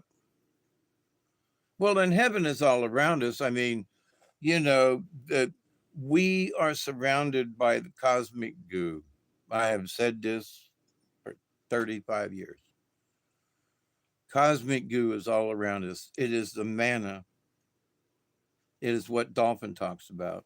You know, we have to learn how to breathe and accept it and breathe it in and believe in it, you know, that we are receiving the energy, and we believe in the manna from the creator. And it ain't from any God, it's just there, you know. But in that manner, in that manna, and also in that manner, we're probably breathing in and out relatives from long ago.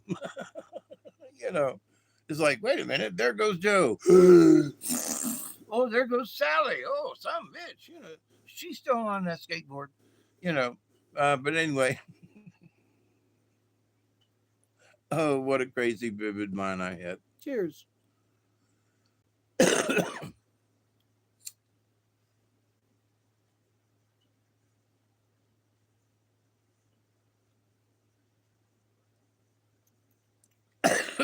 An interesting point of being in the white room.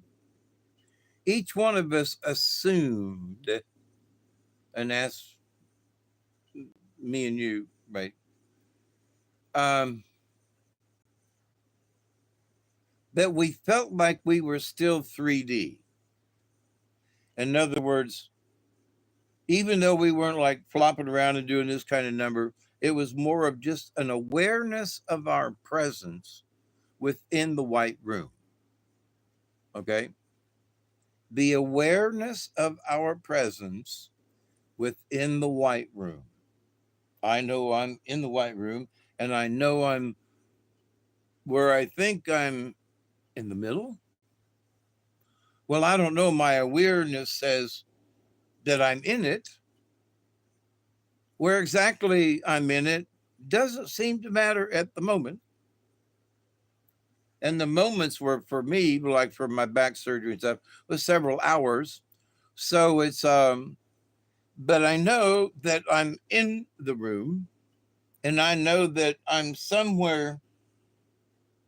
Middle is not really it, but the brain goes to the must be standing towards the center, because that's where we all kind of gather, is towards the center of things, right? I mean, in our brains and our, you know, we always gravitate towards the center, but he's scared of shit. And I'll go to the door and try to let him out, and he'll look and then come back in. He won't even go out. He's chicken shit. But so anyway, what's scaring me? My heart's bad enough as it is already. But so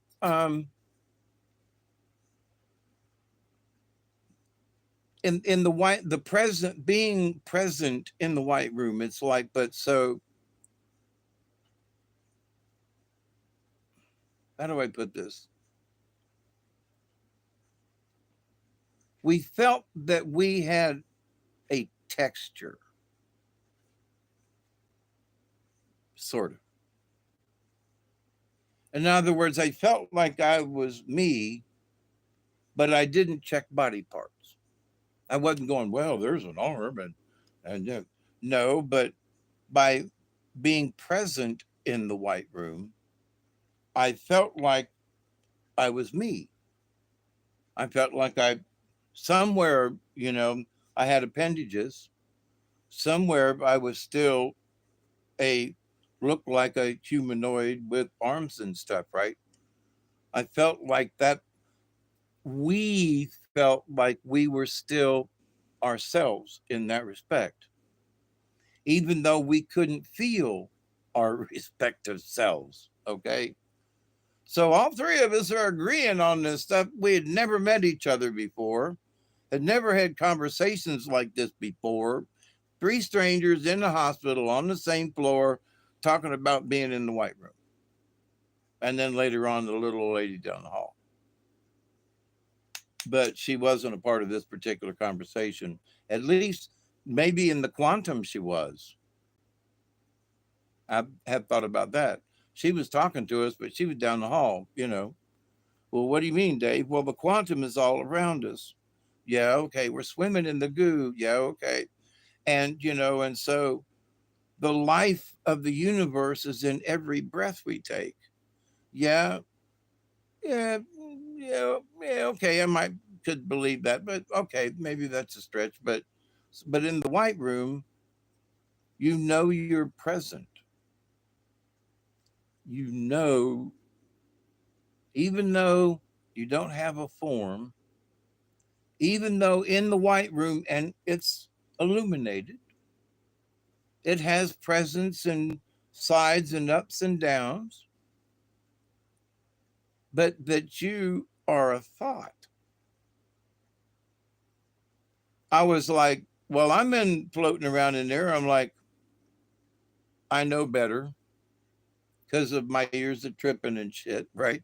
I know better. I'm in the white room. Now, these two guys are describing the white room, and I'm old hippie over here, have already talked about the white room before, right? But not with them. So now I want to see what they're up to, right? Without me interjecting too much, right? I want them to lead the story and not myself. I want to follow this because I've already come to my own conclusions over here over the last couple of years, right? So this is interesting for me to follow these two gentlemen, right? Who I find out are like younger than me, and I'm like, I'm bitch, I'm the old guy in the room, you know. But anyway, so and then I have talked about the white room since then out of that hospital with other people later on, and they people who heard me talk about it agree with me, agree with us, you know, because I'm relating a story of us, not just me. So, but anyway, so in my journey, in my story, I'm like, I know that I'm here. I have the presence of mind to see that I'm in this space. I can turn, I can look up, I can look down. I'm in this space. I realize I'm awake in this space in the white room. I realize that I exist in the white room. Okay. So I'm not dead, but I know that I realize that, you know, I could try to, but while I'm standing there, because in the white room, we all agreed that we felt like we were standing, not sitting, not floating, that we were standing, and that we could look down, and what felt like the distance that we are tall.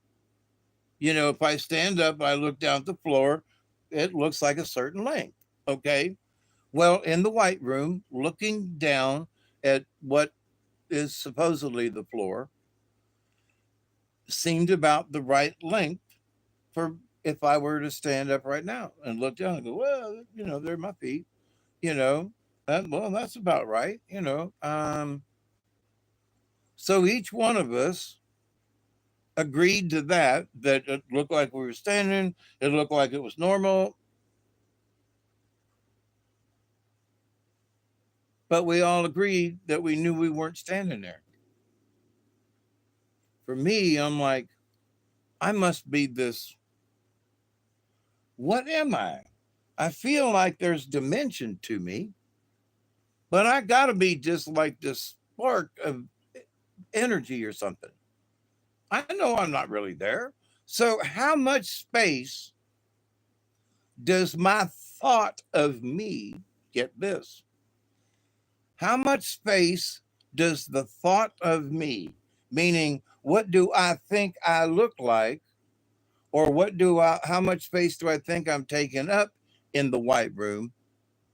In my understanding of this, how much space, how much energy, how many molecules does it take for me to perceive that I'm standing in the white room?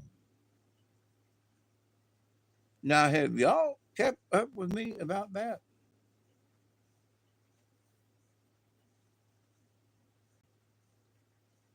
Because to hear these other two gentlemen talking about this. Like one says, I knew I was there, but I knew I didn't have a body.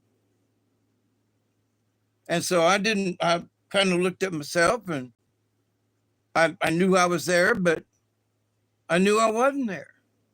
Now, how does that happen? To a, 70-year-old country bumpkin, the Baptist church, nice gentleman, lived good life, but this don't necessarily cross his path as far as thoughts are concerned. Me, I'm looking for this stuff. Him, he's trying to avoid it all his life. And now he is presented as a 70-year-old man who has experienced the spiritualness of the white room. He has attained his spiritualness. Now, I have astral projected. This ain't it. It's similar, but it ain't it. It ain't it. So, and I think it's because it our literally our frame of mind is because it's chemically altered to put us this close to being dead. We are almost flatlined. We're barely breathing. Everything's groovy. And then they wake us up. And then you wake up as some Indonesian guy is asking, would you like full breakfast? No, but I got to say that down there in Thomasville, they're very professional. I was very pleased in how the whole thing went. And I get to be there in a few hours. So, and at this rate, I might not even go to sleep because they're going to put me to sleep when I get there, kind of thing. Crazy to think that what normal conversation? What? Come back here. Topics now. I'm only 43, and even during my short time, these kind of experiences for things we didn't share due to looking insane to the outside world. Yep, that's true. Now, I talked about them because I was insane. And you know me, Chloe. I've been chatting about this stuff forever. And one of the things that for my truth seeking, it's like other people say, "Oh, you can't talk about that," and I'd look around the room and I go, "Why?" Well, because that might upset such and such. I'm going to curse. Fuck them. So I'm going to piss them off, or it's going to hurt their feelings. What about me? What about my conversation? And that was, see, me and my sister, from, same mother, different father, they separated us. And me, I'm the oldest. My sister Lynn's next. And then, and then there's the rest of the family. I've talked about that, but they're all up in Ohio, right? So, but the thing is that they were taught not to interact with us. Well, I'm the oldest brother. Well, why wouldn't you want to? Well, because we're cousins. Well, no, we're not. We're brothers and sisters. Yeah, but you can't say that. Oh, God Almighty, you can't. We were at a family reunion, and me and my sister Amy sat together, and we were like cheesing, and she's like, I'm your sister, don't you? And I was like, well, no, I was told you're my cousin. She goes, no, that's Dolores over there. She's your mother. And I was like, son of a bitch. And all these people here at this reunion we were at, they were like, oh, they can't sit together. And, oh, let's not talk about Dolores and David and Lynn. And let's not talk about this. Screw you all old people. You all have known all of my lifetime. And you want to sit over there and go, we can't talk about this. The hell we can't. Hey, everybody gather around. Let's have a conversation. That's how I was. And so was my sister Amy. And boy, that pissed a lot of folks off in our family. Did we care? No. When it came time for family pictures, guess who I sat with? my brothers and sisters.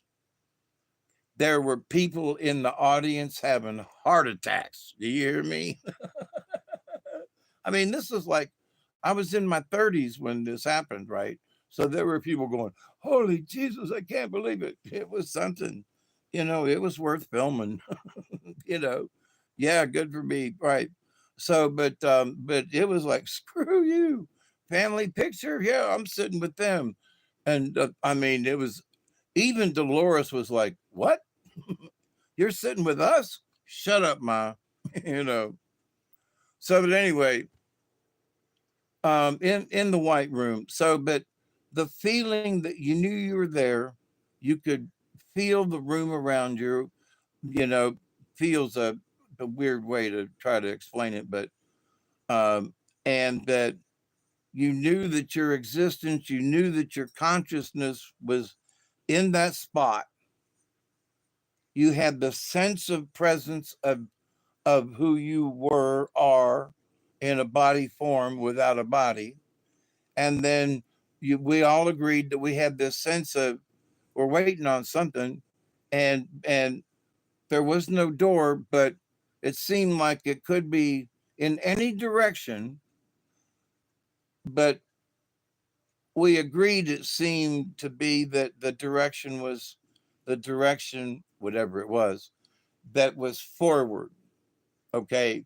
So I think I'm standing here thinking, standing, and there's white around me. There's a wall, ceiling, floor, like a regular 8 foot by, room, nothing.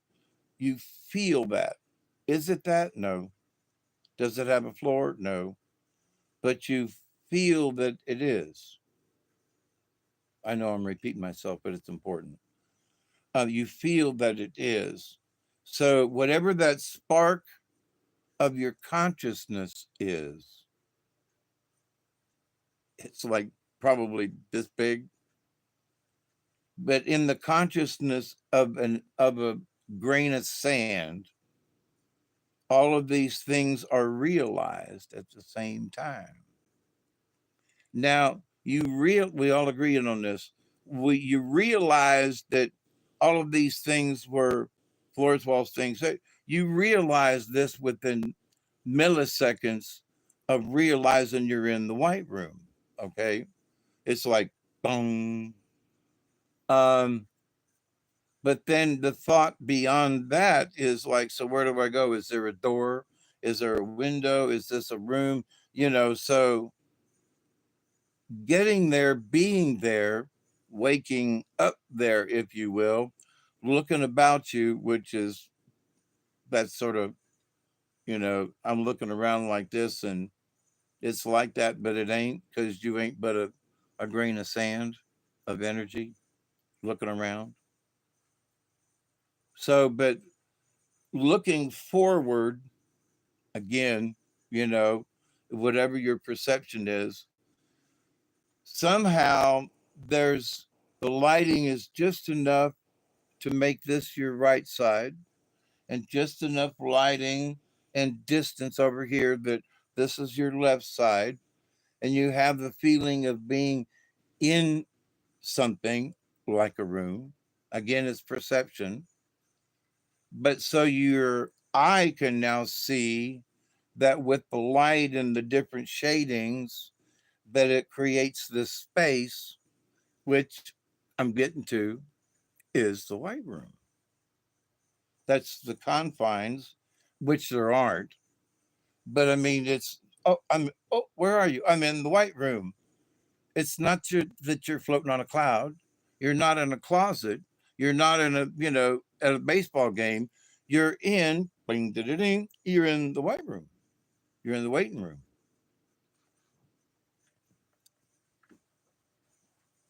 So for the many folks that I've talked to over the last couple of years, there are a bunch of us who've spent time in the white room. And I don't think, up to this point, I've not met anyone who was scared of being in the white room. But there were two people who were concerned. Like if I'm in the white room, then, but see, the thing is that which each of us have done, we each signed our name to be put under to have the operation or whatever procedure. So we agreed. So our brain knew going in that we were going to get put under. So it wasn't a shock to be in the white room because we had agreed to go under. Now, some of the other women, more so than men, a lot more so than men, were sort of like shocked, like, holy crap, is this what it's like? Kind of thing. So they were taken aback. Now, what? Take a step back. Of course, they can't step because they ain't got legs, and so they're like, wait a minute. Wait, did I just try to step backwards? So there was that too, where the gents of us, the gentlemen of us, sort of just found our presence. We knew we felt like we were standing. We knew we felt, there was a left and a right and an up and a down. We knew where the women were confused at first until things squared away. I mean, there ain't nothing wrong with that because it's a weird feeling. But so being in the white room. Now, I will absolutely agree that it's near death.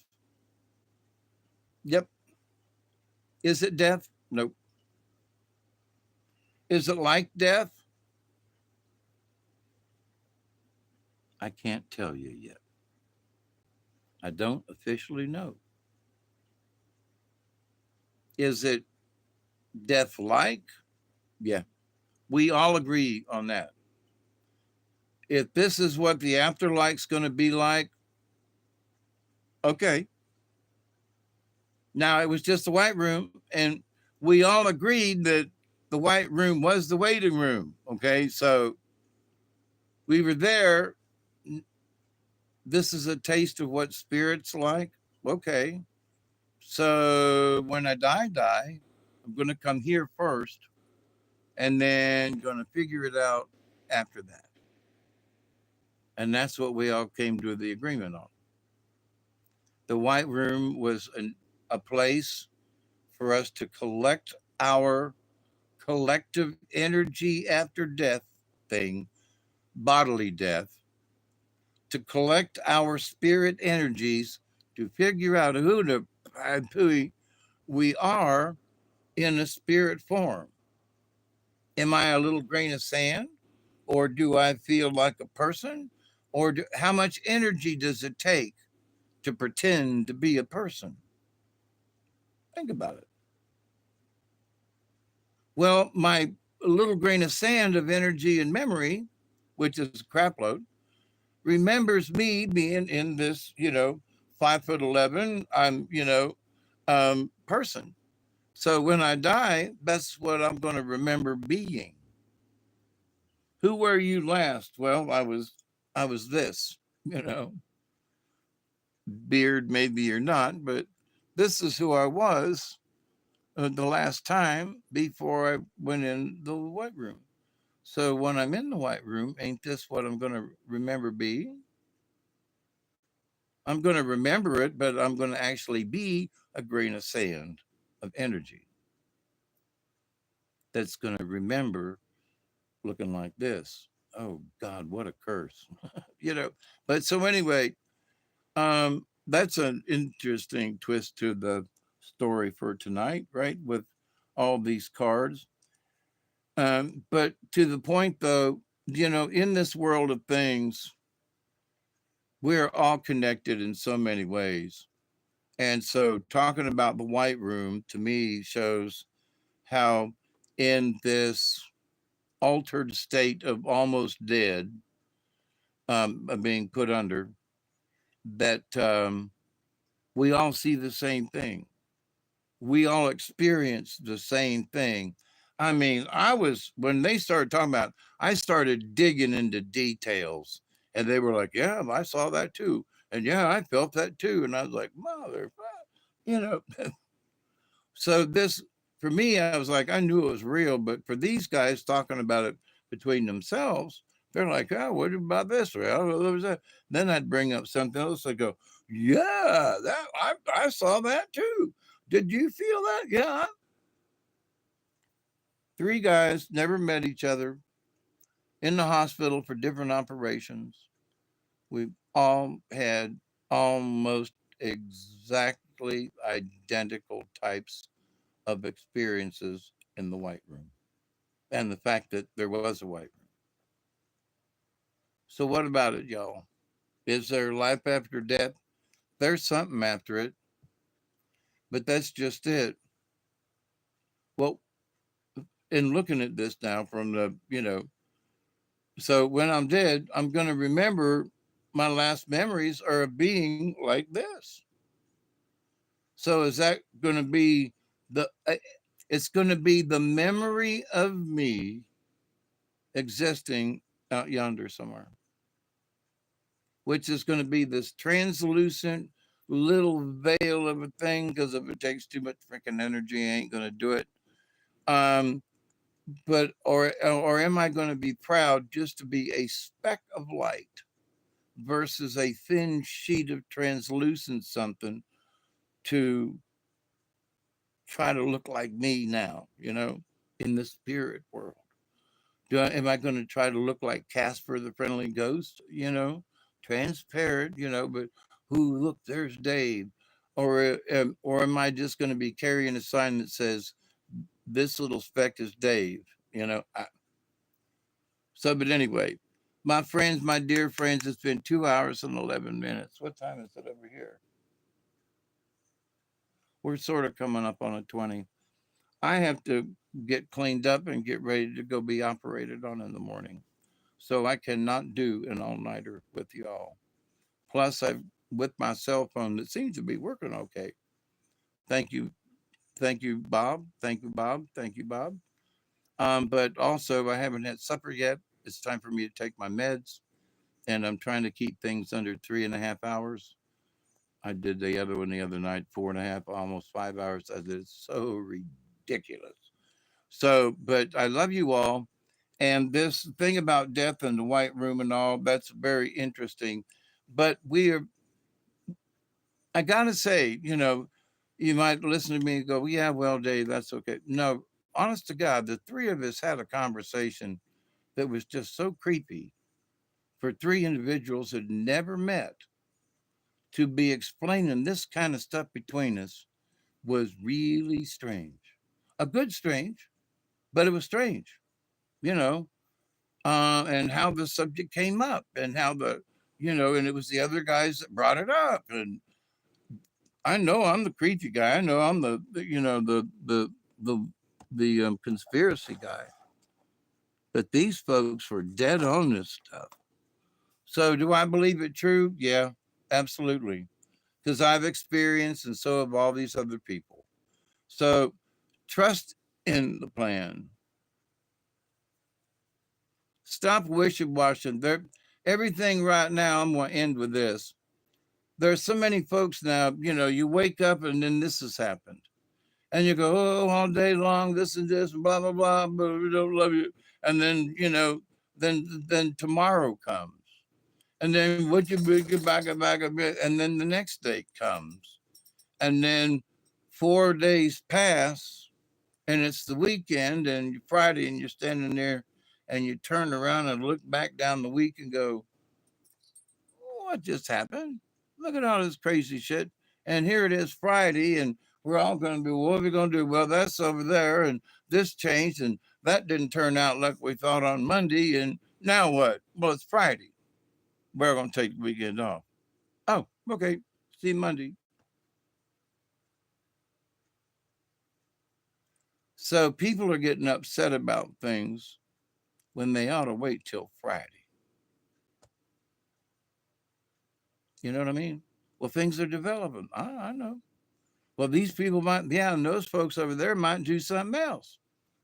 So what do you need to do? Wait till Friday.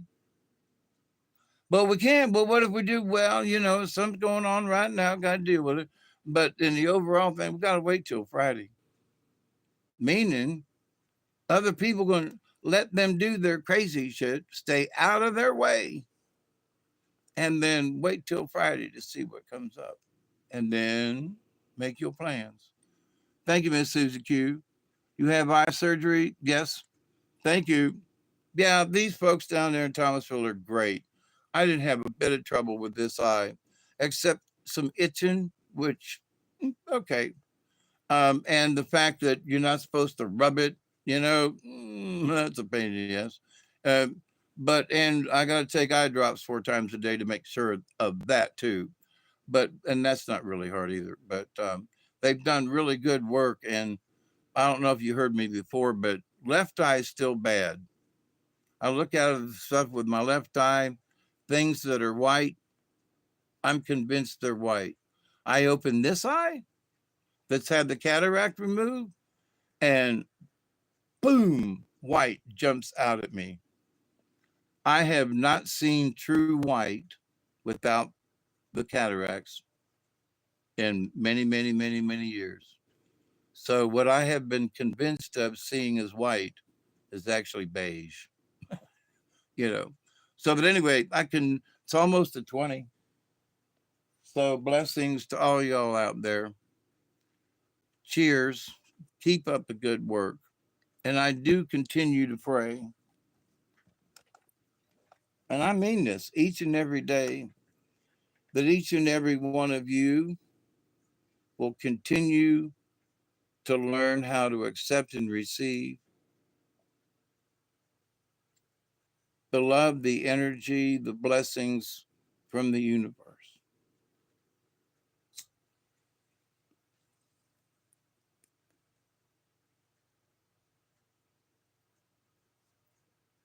Never give up, never give in, and never stop believing. So I do continue to pray that each and every day, each and every one of you will continue to learn how to accept and receive the knowledge, the healing, the wisdom, and the many blessings from the universe. Thank you, Susie Q, for hanging out with me and everybody else. Miss Chloe in the background, fixing to take my meds, by the way.